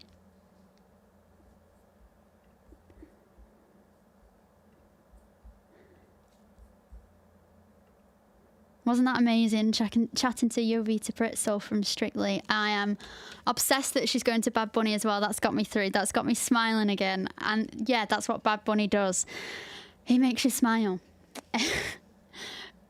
Everyone loves Bad Bunny, right? I'm going to take a short break, and my next guest will be joining me shortly. I'm going to play a video for you, so enjoy. CF still affects Rachel and I, and you know, it's the modulators aren't a cure, and that's partly why you're still fundraising as well, isn't it? Yeah. Well, I suppose Rachel was very, very, very lucky that she was asked to take part in clinical trials when she was 21 years of age, which she's now 34. And these were for Orkambi. And the Orkambi just, we didn't know what it was at that time. There was just a name for it, Delta, whatever, something. And she took part in those trials. And our hospital is in Belfast, which is a 2 hours drive away. But we went up every Friday. She had to do different tests every Friday, and bloods and lung function tests, everything. But that went on for a couple of years. But I remember for the first 6 months when Rachel was taking this tablet every day, she said, "This thing's a waste of time. It's doing nothing for me." But she didn't know anything about it. But it turned out after 6 months, then there was a second cycle. And I remember that the second cycle of the 6 months trial, the trial with the 6 months was over. She started the second month, 6 months. And I remember she took the tablet that morning, and within 10 minutes, I remember her going, like, she says, "Oh my God, I can breathe, really. I can feel deep down into my lungs." And she says, "I haven't felt that in the first 6 months." Turned out you didn't know anything about it at the time, but for the first 6 months, it was placebo. She was taking like a piece of sugar, maybe, that looked like Orkambi. And she just knew straight away when she started taking that. And Orkambi has totally transformed her life. As you know, there's so many other drugs now with Kaftrio and Aliftrek, and the other ones, Kalydeco and all the rest of it. But to this day, Rachel is still on Orkambi. Wow. And she hasn't. Orkambi has done for Rachel what I can only call a miracle. You know, her lung function's increased by something, I can't remember, 20-odd%. Weight gain, stuff that, I remember Rachel, us calling her from the bedroom to come up. We were going for her clinic appointment, and she was still down in the bedroom, and I ran down and said, "Rachel, we're going to be late." And she was stuffing her pockets with her piggy bank money, all the coins, because she said, "Daddy, I'm so scared that they're going to keep me because I haven't put on enough weight." And that was a problem for years growing up. Rachel could never put on weight and stuff. And there she was filling her pockets with coins to try and make sure that she had the extra weight on, and that made me cry that day thinking about that. But I have to say, when Orkambi came along, she spends more time now dieting, trying to cut down on her weight and stuff like that. But Orkambi has been miraculous for her. And I remember us going up for a clinic when Kaftrio had been out for a few months. And I said to Rachel, well, what's happening about Kaftrio? And she said, oh, the consultant said to me, are you ready to start? And she said, no, I'm not. And he said, why? And turned out she said, well, Orkambi is just working so well for me. And if it's not broke, don't fix it.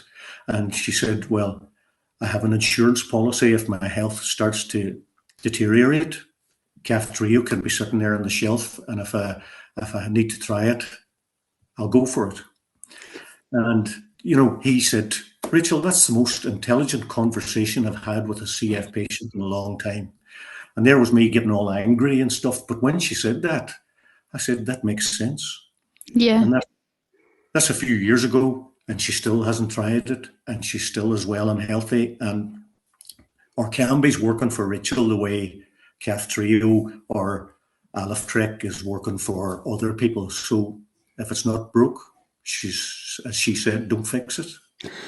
And it's a great position to be in for the 90% that can, because she has the option, doesn't she? And it's the same with when Alphatrek came out. People don't have to necessarily rush onto it if they're okay on Kaftrio, which is, I almost describe them, and I guess if I just explain it a bit for listeners who are like, what are all these drugs? But they treat the root cause of cystic fibrosis. Obviously, they don't cure it, but I kind of describe them to my friends a little bit like phone upgrades in a way, that like the different ones, the latest one or whatever, but the latest one doesn't necessarily work, like you were saying, as well as the first model or whatever. But it is fortunate to then have options now, because for so long it was like Orkambi or nothing, Kaftrio or nothing. But for some people there is still nothing or nothing, and that's hard within the CF community, as some people are really managing better and some not. Okay, we're standing back.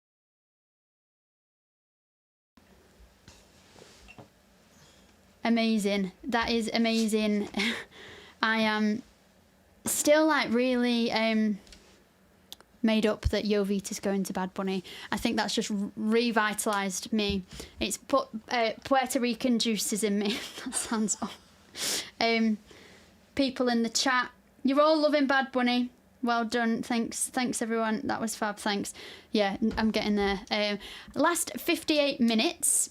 For the next 18 minutes, for someone who's been up all day, I'm talking with Elisa Morris from More Wine, and you're a wine expert. You spoke to you sponsored an episode earlier on, but I was asleep then. Well, I did say it. I did do it. It's really, I think, a great time at 9 a.m. to do this for me, being up all day. But you've brought a wine. I have. I've brought you a Moscato because I know that you like sweet wines, and it's also only 5% as well. It's a good idea. So I just thought it might just, pep you up a little bit this morning, and then I could talk to you about Frühschoppen.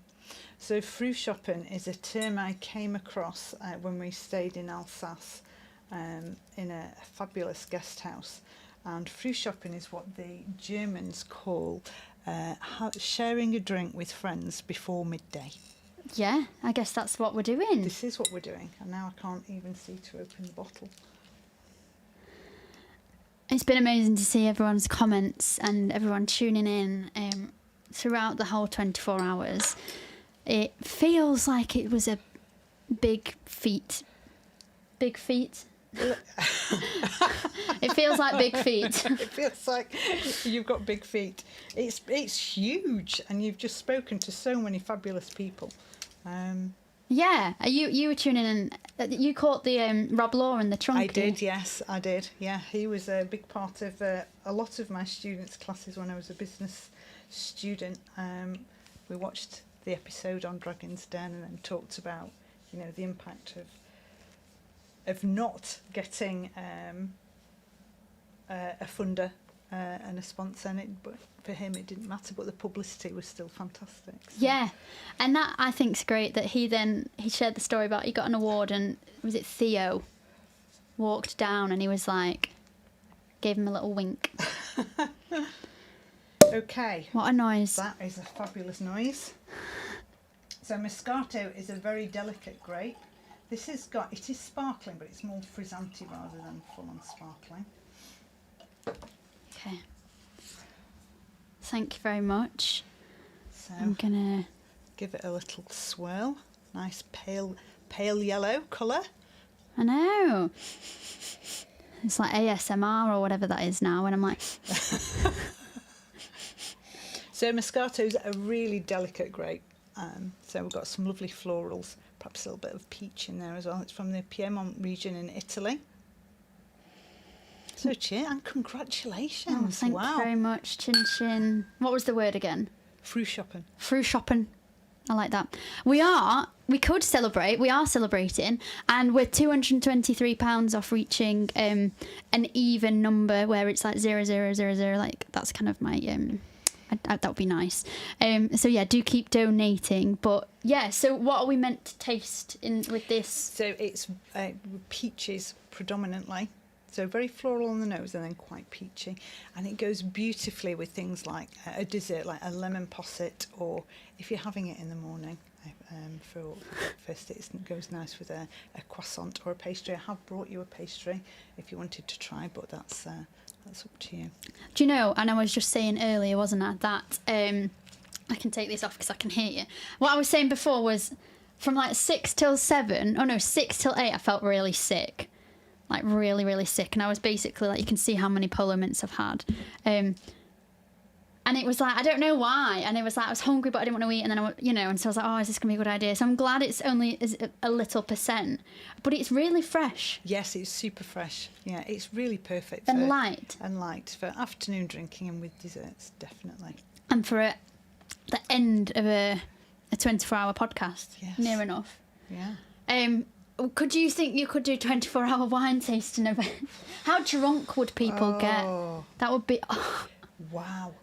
Like, could you imagine? Like, yeah, you'd have to spit it out, wouldn't you? You'd have to take it, definitely. So I last had you on the podcast kind of, I think a year or so. Over a year ago. Yes. Yeah. And so how is the business doing? You seem to be really busy with tastings and events and things. Yeah, so, I have got, I'm doing some more at Brindle Distillery now. So that's good on Sunday afternoons, which is a perfect time to do wine tasting. I'm still hosting for Riley's, and I've had lots of other parties to take wine to for people to taste and celebrate. Yeah, and also I was chatting with... Well, the yoga teacher as well kind of had a career and has swapped a little bit. You had that. Yeah. Because you were a teacher. Yeah. So I swapped teaching business and computer science for teaching people about wine. And how many years were you a secondary school teacher? 22 years. What was the change that made you want to go into wine and get rid of the kids? I think, I was just always looking for what the step out of the classroom would be. And I just got a real interest in wine.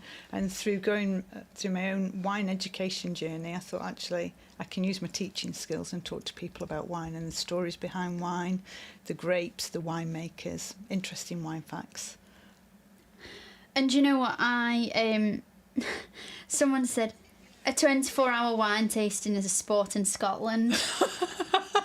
Well, like Paul. Wow. Also, Paul, have you had any sleep? You've been on the whole time, it feels like. So thank you so much. Yeah, gosh. I also... Alcohol does two things, really, doesn't it? It makes you either really hyper or really, subdued and tired. Yeah, so I think I was like, what do we think? Which way is this going to go? I guess I'll know soon, but... But it has got some sugar in as well, so you probably will have a little bit of hyper and then a crash. Like sleep syrup. Yeah. So, how's your adrenaline? Has that been going up and down Yeah. all night? And actually, through the night, it went dark at like 11:30. And then it started going light at 4:10. Okay. And those hours just went really fast. It was nice to see the sun. It's not sunny here in Lancashire, but it was nice to see it become light. Those hours went really, really quick. But yeah, it's... You don't seem tired. I did, though. It's talking about Bad Bunny. It's talking that's about... perked you up. Yeah, it has. I need to check out Bad Bunny. Everyone should check out Bad Bunny. I'll show you a picture of him very quick. He was played at the Super Bowl. Okay, I did hear about that. And everyone was like, oh, he's not singing in English. I wonder who that upset. Him. Do you know him? No, sorry, Bad Bunny. I'm Bad Bunny fans. I really feel like I should have got tickets before he went to the Super Bowl. But yeah, no, I'm not tired now.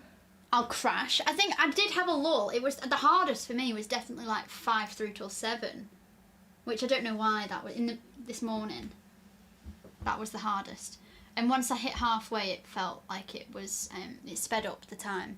But yeah, like now, like from 8, like chatting to Jovita, and I think the good thing is how everyone's brought new energy. Okay. And so every chat, every conversation has been with a new person that's made it fresh, and it's not been... I couldn't chat to the same person for 24 hours. No, that would be too difficult. Or myself for 24 hours. Like looking... When I started and I was like just looking into the camera, it's hard because you can't see what anyone's doing. I'm also amazed that your makeup is still intact. The makeup, that was when I chatted to makeup artist Amy Conway for Bobbi Brown, and I had some products, so she was telling me where to put and how to make it look alive for so long. So that's a good promo for them. Yes, it is. I did wonder about that, was it, when I've been looking at it, I thought her eye makeup was still really, really good. Still going, yeah. I touched up at like 4 p.m. Okay. So that was the last time. So what's next for you then in terms of... I've got a wine tasting next week and an Italian road trip. So I'm doing quite themed events, really. You're doing a US one as well, which we're doing a US one as well, yeah, born in the USA. Clever. And how's the wine club going? That's going very, very well, yes. They're full every week, yeah. And is it something that people... It's like a luxury, like people treat, like maybe someone would do like a body shop party back in the day. Is it like that kind of thing? Something to get people together, you go to the house. How does it work? If I'm doing a wine tasting at somebody's house, I generally will I may take a couple of bottles that I've sourced myself, but I tend to choose wines that are accessible to people, because most people who come to a wine tasting, they know what they like, but they don't know much about wine. So if I take, some supermarket wines that they probably wouldn't have tried, or wines from a local wine shop to them, I like to do that, or a wine supplier such as, a bigger wine shop, then it gives them, hopefully, the knowledge and confidence to just go into a shop and buy something different rather than their normal Pinot Grigio or Malbec. Yeah. And because... I mean, I'm a bit like this with cocktails, but I will probably just have the same one because of the price of them, and I don't want it to be... I don't want to try something and not like it for like £12. Okay. So do you think people get a bit stuck in their ways because it's like, I like Malbec, so I'm always going to buy Malbec? They don't want to be adventurous. Absolutely, yeah. That's so interesting. But then they try something and then they're really surprised, and I like that. I like that they have found something new to drink, and they can taste things as well once you point things out to them, what to look for. I mean, that was very peachy once. It's all gone. But it was very peachy and like fresh and like really nice flavours and things. So what pulls out the peachiness?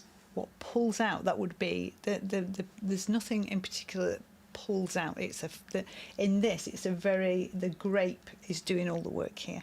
The winemaker has it gets fermented to just 5%, and then it's just kept as a still wine until they want to bottle it. So they need to keep it as fresh as possible, because if you left that to age too long, then those flavours would go because of the delicate. So it's a young. It is always drunk young, Moscato. Yeah. Well, not necessarily. This style is drunk young. What's your favourite type of wine then? Oh, I have lots of favourite types of wine. This week I've tried a really beautiful Grüne Veltliner, but from Australia, and that's really Austria's native grape. So that's what's in the fridge for this evening.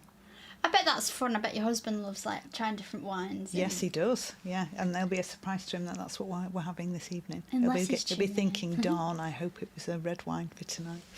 It depends what you cook as well, doesn't it? Yes. Like meat or fish, things like that. So we had a Primitivo de Mandura last night, Primitivo is a grape variety from Puglia in Italy. Yeah. But Mandura is a small appellation within there, so more concentrated wines. That's so exciting. I'm just going to see if there's any comments and things that people are saying. Someone said, through shopping keeps you going, you're doing great. We should have all toasted a glass at 9 a.m. on a Saturday, because clearly. And the thing is, all my family are going to a wedding today. I believe so. And I'm not. Do you know what I'm going to do? I think I'm going to lie on the sofa, take it in. You've got a lot to process. Yeah, and I don't think it's hit me, because I've kind of been here on my own with the odd people coming in. On Zoom, it's been different. People have been, it's all been digital. Yeah. You were looking at my screen before. It's very techy, and I've basically broadcast live for 24 hours on my own, the tech. Swapping in the Zoom, playing the adverts, such as putting the rest break on and things like that. So I think it's another skill, but there's so much going on there for the last. I mean, these notices that you've got. All have you muted your mic? And have you muted my mic? Have you introduced new guests? Yeah, but also the thing that actually happened that was problematic is my laptop got max storage, so it was not working. So my husband had to go and buy another USB, because I had already used one USB. So I've been putting everything on there, hoping that then works. Yeah, so I've got the recordings. Great support team as well in the kitchen, on and off. I believe some of them have been to bed. Yeah, some of them have been to bed. I think one of them's just had a normal day.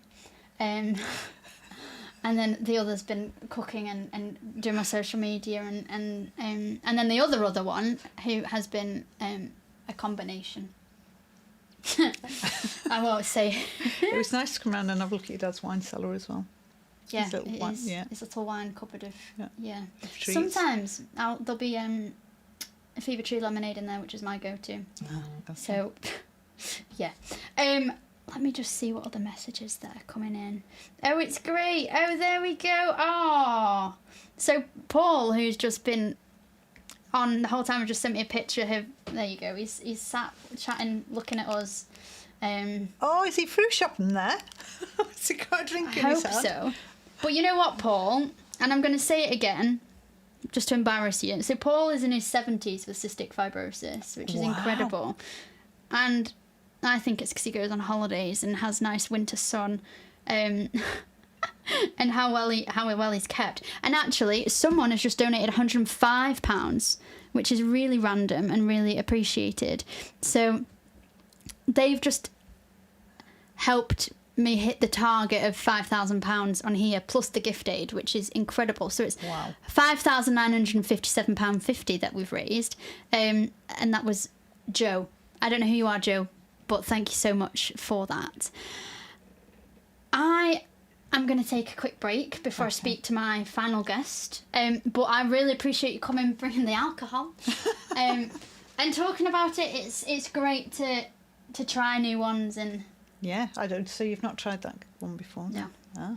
Moscato. I thought that could replace your Bucks Fizz that I know that you like to drink. Yeah, no, it could, because it didn't also taste too sugary like Bucks Fizz. Yeah. You know, like you feel like if you don't tip Bucks Fizz, there's a sugar at the bottom. Yeah. But yeah. On that note. On that note. Thank you so much. Okay, thank you, Lucy. For the final time today, I'm going to put my donation sign on, so please donate. Thank you.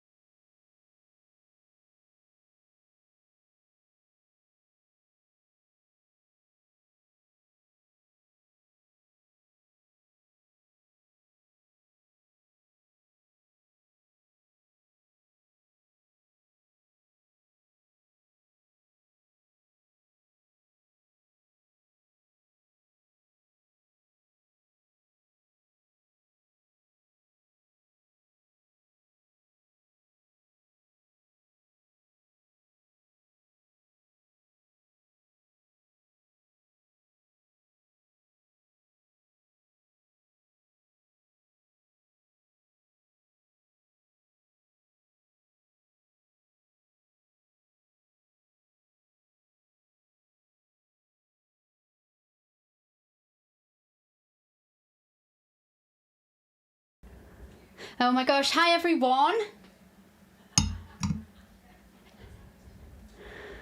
I'm so excited. I really am. I'm on a high. I'm going to invite Jana into the Zoom. I just need to change the name of it. I've been having to do so much like tech that no one's seen, such as change everyone's name when they come up so it's the right name. So, great. Let me just add her in.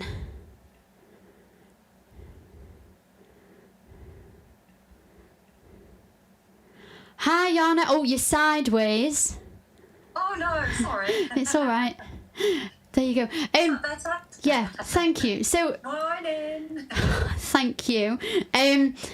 Thanks for bearing with me. I'm going all out, all crazy, all looking forward to it.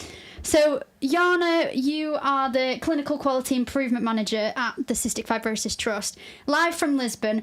I feel like when I've been saying that, it's been like Eurovision, like live from Lisbon, nil points. 12 points. But how's the CF conference been going? It must be really exciting. Yeah, hi Lucy, thanks for having me. I hope the sound is okay. I'm literally in the middle of the conference, sat at a table with people all around me, going to the final sessions because today is the last day, so we've only got the morning left. It's been absolutely brilliant. It's been my second time. I went 2 years ago to Glasgow, and then I got the privilege to go all the way to Lisbon for this one. And yeah, it's absolutely brilliant. I know that Dan spoke to you last night and gave his perspective as someone with CF and a researcher. I don't think I can top that. But yeah, for me, as someone who works at Cystic Fibrosis Trust, it's just been fabulous to see how kind of our work fits with everything that people are doing all across the globe to support the CF community. And it's always brilliant to meet lots of the clinicians and researchers that we email a lot, but that we don't necessarily see face to face all the time. So it's been absolutely brilliant. What does your role involve at the CF Trust? Yeah, so I'm, as you said, the Clinical Quality Improvement Manager. Bit of a mouthful. But what that actually just means is I manage a very small team who are trying to make sure that CF care is of the best quality as it can be for everyone with CF in the UK. So you might have at some point completed one of our surveys. We run the patient experience survey that asks you about your experiences of CF care. We run that every 3 years in children's and adults care. And we've currently just finished the data collection for the paediatric survey. So some of you, your listeners, might have completed that for us as well. And that's really looking at, you know, what are your experiences when you're going into clinic or when you're having an inpatient stay or when you're going for your annual review, what works really well, but also what could work better.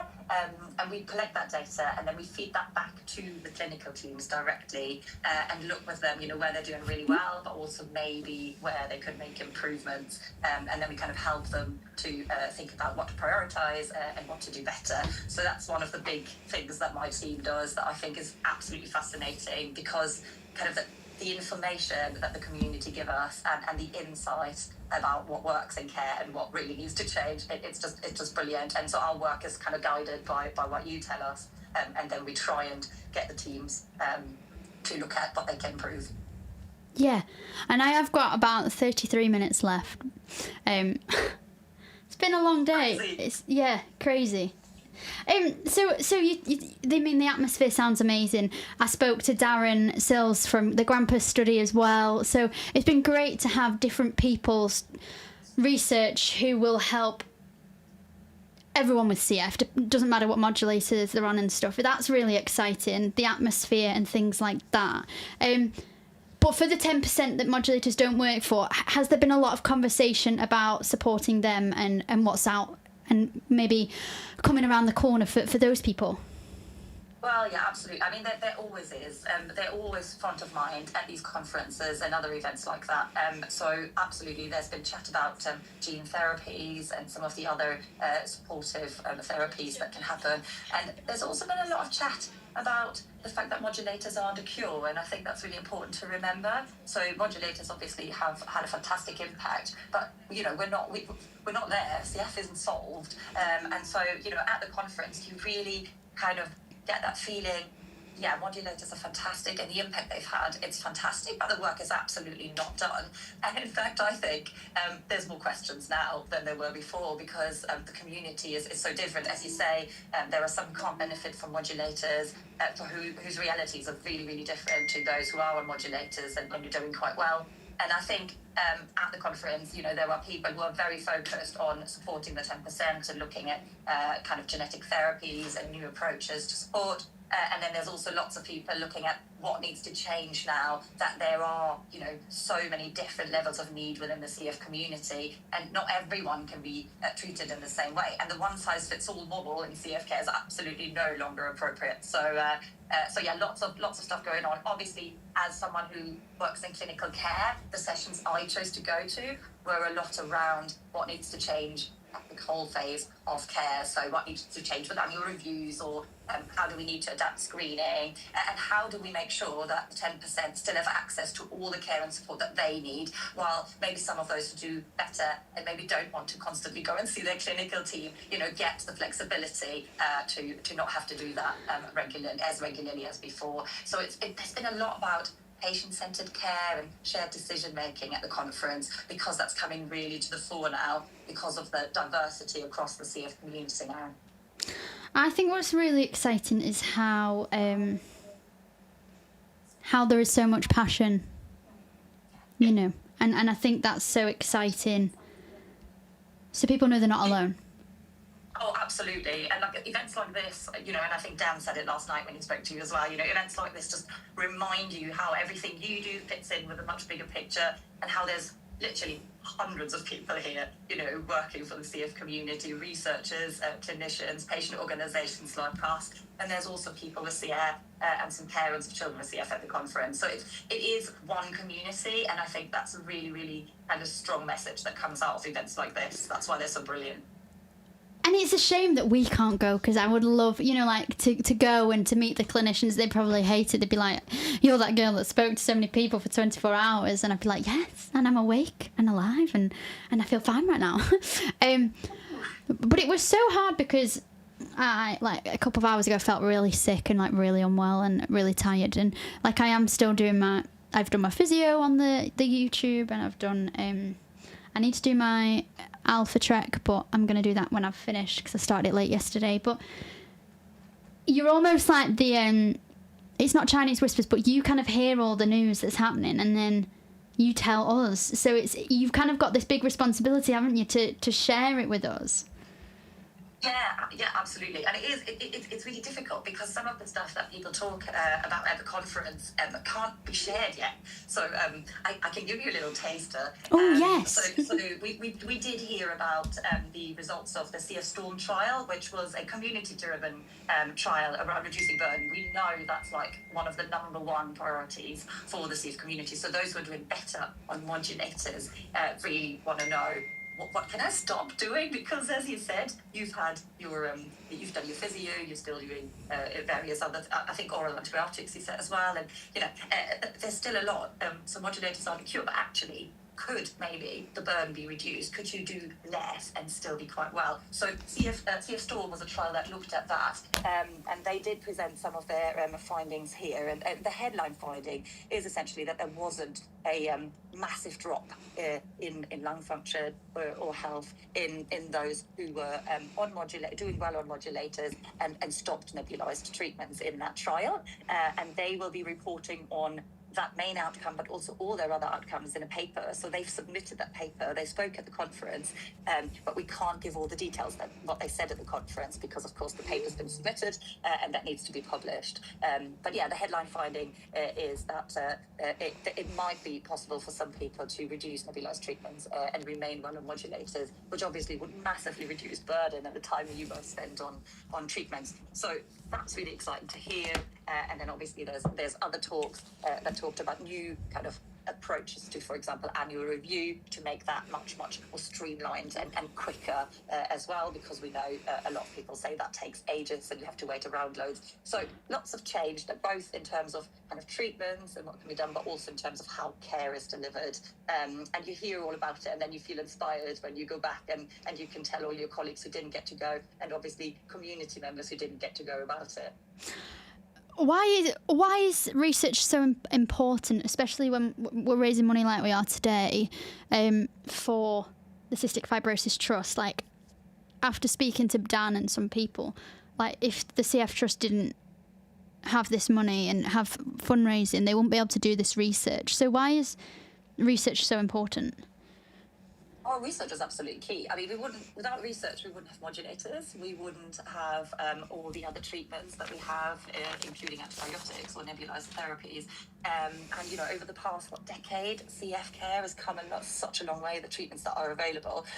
So research has basically just pushed all of that forward. And as I said, CF isn't done, so research continues to be really important, because with every answer we get through research and every amazing treatment we get, we've got 100 new questions.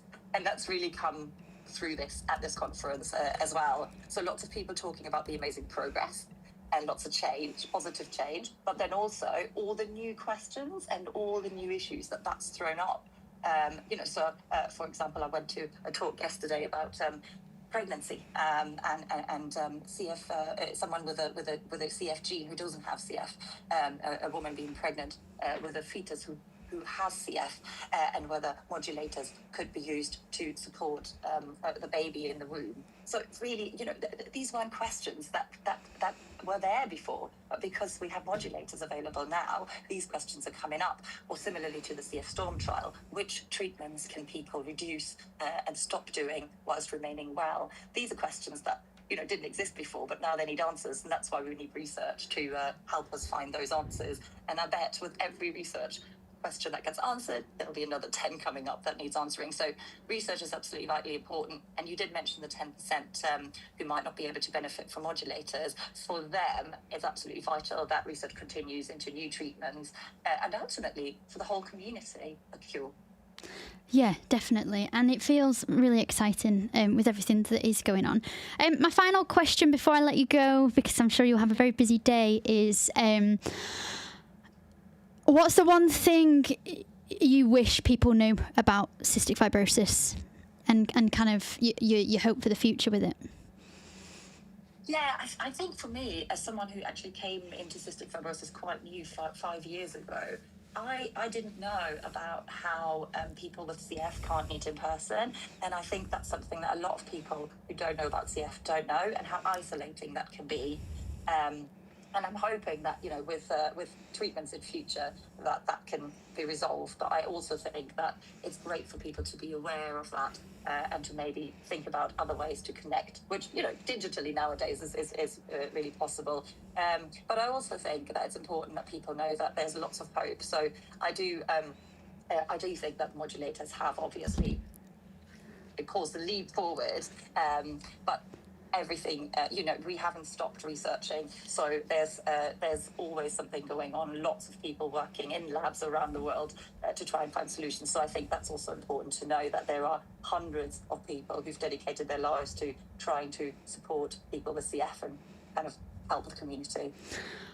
Well, I mean, Jana, I feel like you put the whole conference to me in like such a succinct way. So thank you so much, and thanks for wearing yellow. And yeah, for the last time, thank you from Lisbon. 12 points. Yes. Amazing. Thank you so much, Lucy. You're doing amazingly. Thank you. Thank you. And yeah, take care. And thank you so much. Thank you. Well, that was my last guest. So I'm going to end my Zoom meeting. No, I'm not actually, because it might have loads of files and it might be like, so I'm going to leave it. I'm just putting my headphones on for one last time. Someone has just donated again, which is lovely. Let's see. Thank you. That is epic. Just bear with for one more time.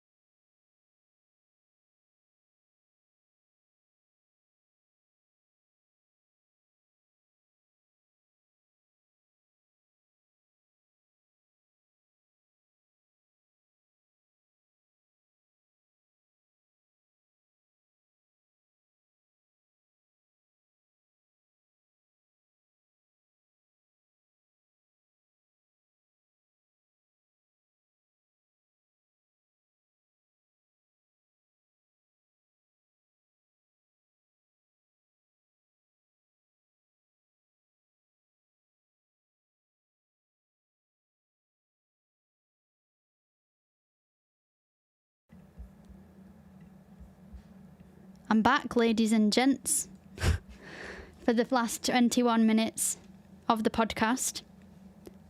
It's been a ride. It's been great. There's lots of you watching, so it's been real, everyone. Thanks for those. I need to stop. I'll try again recording it. Thank you. The last 20 minutes to go. It's been real. It's been a joy. It's been hell. It's been everything in between, and it's been really. I don't think, like Elisa said, it'll sink in what I've done and like how I've stayed up for 24 hours because I don't feel tired. I will crash, I bet. As will my laptop. I just want to thank my laptop because it's been on this lovely little cooling pad. It's stayed cool. It's worked. The tech has been great. There has been not a single fault. I am just going to check that you can hear me. Yeah. And it's just been a really nice community. You've helped me through. I'm going to watch the final good luck messages. And yeah, be right back. Hey Lucy, just wanted to say what an incredible thing you're doing. I've watched those. I don't know what I'm doing with my life. I've watched them. So, for the final 20 minutes, I wanted someone. Well, I didn't want someone. I really kind of. It was your idea, actually, Rosie, and I need to get rid of that name. You wanted to talk a little bit about how it was for me this week. It's felt like a week. It's only been 24 hours, but I bet it feels like a week. Yeah, so you're kind of going to chat to me now a little bit, aren't you, and like ask me. I just think obviously you've done the last 24 hours where you've been interviewing everyone else, but obviously it's you've set all of this up, it's you that's living with everything, and you know, you've created all of this and it's so inspirational. You know, I mean, got 20 minutes left. You're so close. Yeah. I mean, obviously, I know it's been a long 24 hours, but how are you actually feeling after everything? I'm feeling, I felt, and I said at the start of the day, yesterday, when I woke up on Friday morning, I said I felt like I had 11,000 people, like the pressure of 11,000 people on my shoulders, because that's how many people in the UK have the condition. And it feels like all 11,000 have messaged me and been watching and cheering me on. And it shows that even though we can't meet in person, like the community's there. And I've never really felt that as much. It feels like it's been a really great team effort with everyone. Is there anything that's probably surprised you the most in the last 24 hours with everyone that you've spoke to? Everything. The same things are coming out that people wish they knew more about. They wish they knew more about cross-infection. They wish people knew that the new modulator drugs are not a cure. They wish they knew about like the loneliness as well. Yeah. I think everyone's saying the same thing, but what did surprise me, and I had a bit of an epiphany, was everyone who had CF or parents or family were like, oh, there's something about someone with CF, like they're so determined, driven, they really handle setbacks, but someone said, like, my little boy lights up the room. And yeah, that's maybe biased because he's that. But then everyone's been saying that about CF people who've been chatting to. And so that's really nice, like, if we do light up rooms for people. And it's been really great listening and seeing everyone on the YouTube. And, like, so many comments. I mean, Rachel says she's tried to log in as much as possible. So proud and well done for sharing so much of yourself. I think that's the thing that also surprised me, how like vulnerable I was and how comfortable I was. Yeah, I know what you mean, because it was you that actually taught me where it's the one diagnosis, but obviously like 11,000 realities to try and represent the fact that everyone has such a unique, different story and path. What do you feel like is your personal kind of CF journey, reflecting on everything that you've been speaking about? I think because I always struggle to be like with that kind of label of being different, but now it's something I'm really proud of. Yeah. I feel like, it still impacts and affects me, and I think that's what people were saying. Like, it's not you're still in hospital, you're still this, you're still that, you've still got to look after yourself. I think my turning point of like decline was 2018, and then thankfully, like, the drug came at the right point to mean that even though I am not always well, when I'm well, it's a bit more stable. Yeah. I mean, throughout obviously everything, what's probably been the most challenging, but then also on the flip side, that's probably giving you the most hope as well, and like the positivity of everything and kind of like the two together, really. I think, like, speaking to the researchers that were at the conference in Lisbon and hearing what they're up to and how they're advocating for us, and also listening to new parents who, like, don't have the same kind of prognosis and they're not told the same thing as I did. It shocked me and made me angry that still mainly mums, are being dismissed by healthcare, GPs, people, when they like, oh, there's something wrong with my child. And it's like, oh, you're feeding them the wrong, you're not feeding them enough, you're this, you're that. And it's actually just investigate it in the first place. I know that it was, how many months was it that you were with going to the doctors with me? So they initially queried it at 14 months.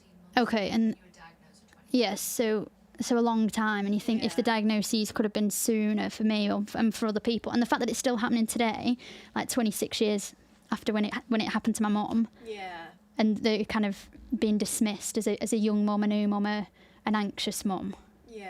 That annoyed me. And do you know what I found really hard, and where I did break down emotionally, was chatting to Cicely, who is in the 10% of people that can't have the modulators, and like, she's not a statistic, she's a person, she's my age, and I just think, like, it broke my absolute heart, and it was so upsetting. And I think if the only difference is the mutation, just the genetic mutation, it's so unfair. And that's exactly why I was doing what I was doing and doing what I'm doing, because, like, for people like her who should have the life as well. I mean, like, look at it then on the kind of the flip side. What has given you more positivity in terms as to bringing, like, the positive aspect to all of this and everything that you've done in the last 24 hours? Anything that's given you hope or kind of inspiration, or anything that you've gone, actually, I know this is quite negative, or there's some challenging conversations, but there's been some great moments throughout? How everyone with CF, like, lives their life to the full. It feels like we just do it.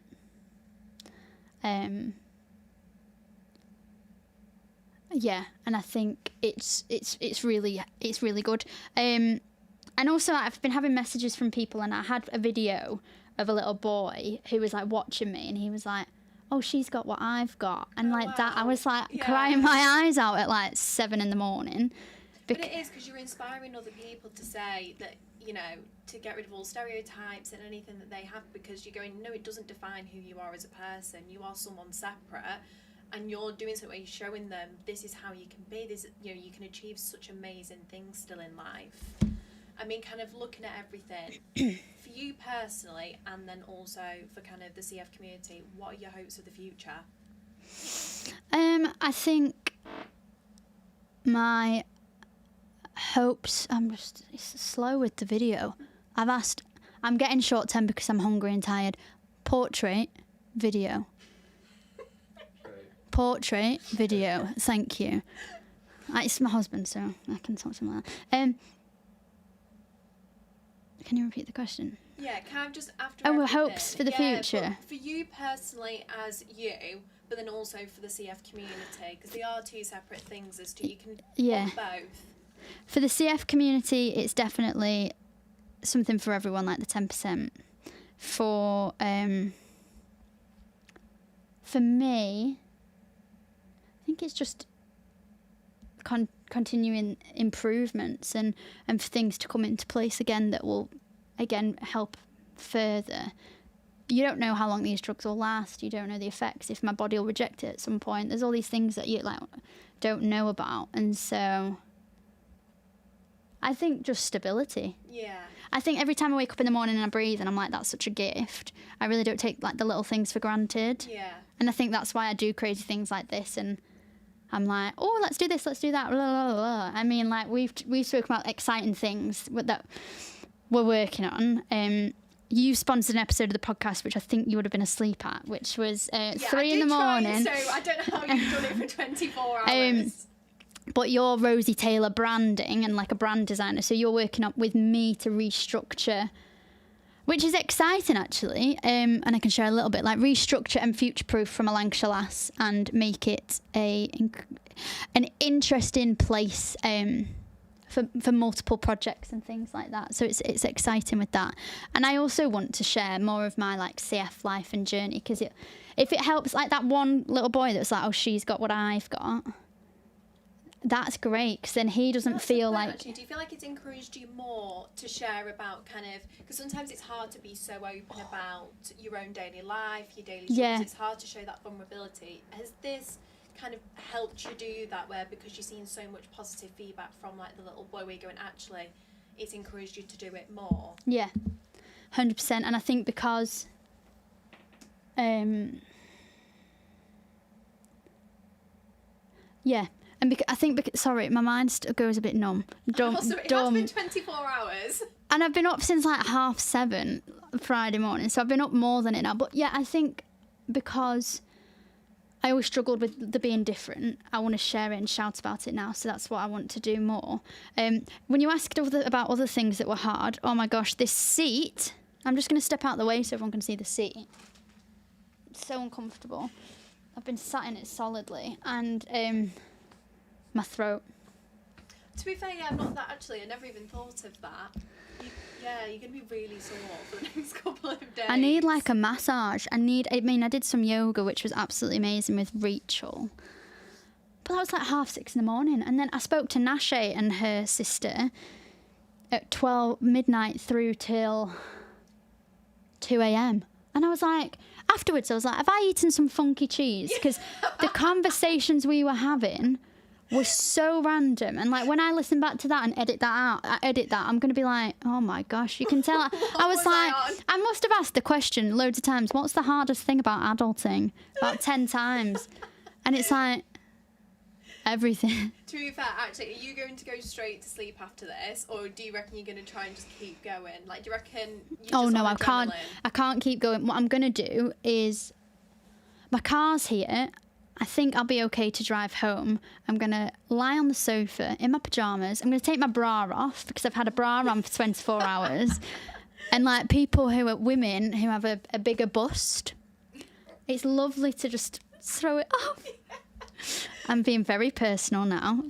Yeah, it's just really nice to be free. So that's what I'm going to do. Do you feel like it's sunk in yet, what you've done for the last 24 hours? Like the amount of people that you've been speaking to? That has, but it feels like the people that listened and the people that have connected. And because my mum's been doing my social media, I've not seen all the messages. So going back and looking at things. A lot. Like, everyone's been so supportive. Like, do you think it's shocked you more than what you thought in terms as to how many people have got behind you with this and engaged with it? Yeah, and also, like, so many new friends that I've met in the last year. And they're, like, my core group of friends. And they know who they are. I think some of them are watching. Like, Anna, Kate, Aaron, Carter, Andy. They've all been watching, which has been amazing. And they're, like, a team I didn't know I needed, but I have. So, yeah, it's been great. It's been great. It's been hard, though, because I've not been able to speak to, like, other than my mum, who's been coming in and out, running the show, a runner for the programme. On the credits, there's no credits, but on the credits, her name should be there, definitely. Also, like, a huge shout-out to Ben Whitehead, who helped me with the tech. Oh, Anna's just commented on the YouTube saying, we are here, good. Stay. 8 more minutes. But it's been like a whole team thing. It was very stressful, and I did loads of dress rehearsals with the tech, and there were issues, but I have had no issues. I'm so surprised my laptop's kept going. Like, it's been on charge for 24 hours, which Google said was fine. But yeah, the only thing was I needed a USB stick, because my computer got maxed out. Okay. And so I had to send it. Carter's just said, cheeky shout out. So it's nice to know they're all listening. For the last 7 minutes of me chatting absolute interesting things. I mean, after obviously you've been speaking for like the last 24 hours, is there anything that you feel like you want to kind of talk about topic-wise that you feel hasn't been covered, or do you actually feel like so much has been covered that you feel like maybe more than what you expected, or...? Actually, I want to just talk about how much I enjoyed it. When I was younger, was always told I have such a young voice, so like it wasn't good for radio, for news and stuff. And I really come alive when I interview people, but also chat about I don't mean chat about myself, but chat about like my CF and my life and things that are important to me. And so to be able to do this, like one guy said, Ben Mudge, who was on right at the start, was like, "You're a really good interviewer." And I was like, thank you. I'm doing this for this charity. Like, I'm using the skill for good as well.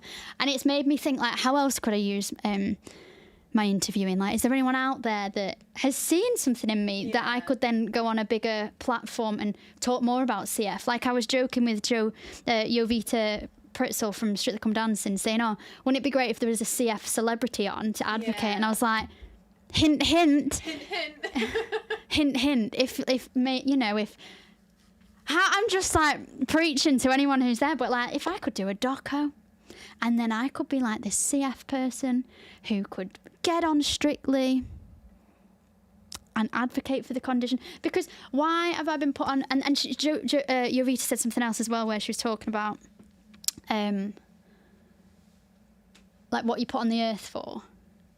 And so I feel like if I was put on the earth for, and with this condition, and have this voice where I'm confident in talking to people, like that can be used on a bigger platform to do more good. I always say, like, everything happens for a reason. Yeah. So I say if someone has something, they have it for a reason because they're meant to do something about it. They're going to make the change because they have it. They're the type of personality.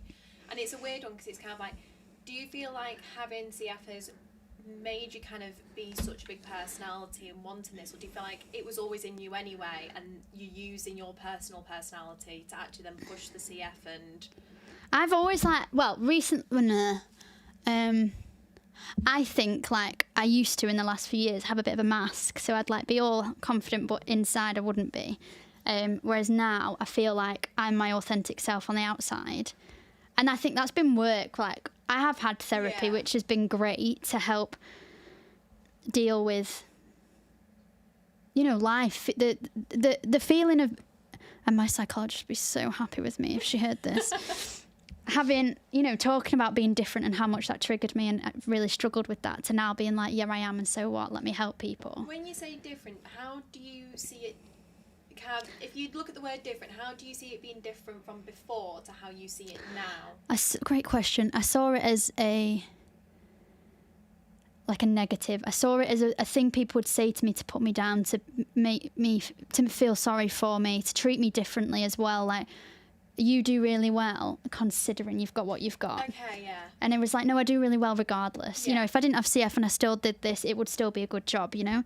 And so that, now I see it as like, it's cliche, like not a superpower, but like I'm going to use it. Yeah. And embrace it. And I think that's what's coming in the future with the project we're working on. And that is to show my authentic self and create that in that way. I guess changing the difference, because it doesn't define who you are as a person.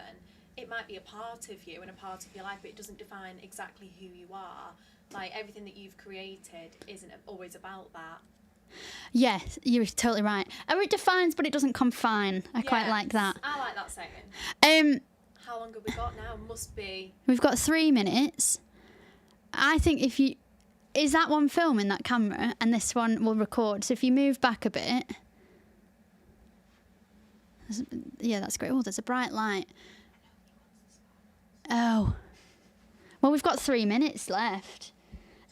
If anyone's, and actually after 10 o'clock here, we'll have to keep going until, because there's a delay. So what I've learned is if I stop the audio here when I need it stopped, it cuts whatever's there, and they're not missing my little boom boom. I mean, how much are you at now in terms as to the total? Let's have a look. How much have you raised so far? 5,000. Really? 5,050, so that's without gift aid. But then if you add the gift aid, because you've got to add that, we're at 6,020. Oh my God. So what was it before you started? So like yesterday, I think it was like 2,300. Yeah, I was going to say, because when I looked yesterday morning, I was like, and then I checked later even, I was like, oh my God, I couldn't believe how much you'd raised just literally in even a couple of hours. Yeah. Yeah, it is like... It is good. That's good. I'm happy. Not something yet. I like an even number as well. Like, that's nice. But people can still donate. But it's just been like constant for 24 hours talking to people. Did you have a goal as to how much you wanted to raise? I really wanted to raise 5, but then in my head I was like 3, 2. You know, like, oh, I'll be happy with 3, and any money's great. And well, you've absolutely smashed yeah, it. thank you. We are 40 seconds out. Thank you for joining me, everyone. As I finish up, I am really excited. Thanks for Rosie for chatting to me about it. I'm also looking forward to not talking for a bit. Watching some rubbish TV. I need to go to the library and renew my library book, so I might do that. But yeah, we've got 15 seconds, everyone. So for the last time, thank you for joining me on my 24-hour podcast. 10 seconds. I've been Lucy Baxter. It's been a pleasure talking to you. And yeah, thank you. Yeah.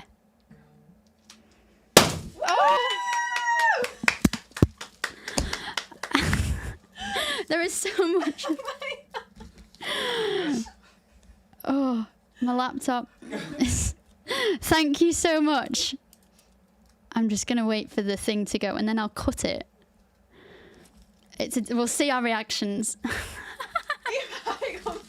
It was louder than I thought. It was so loud. It was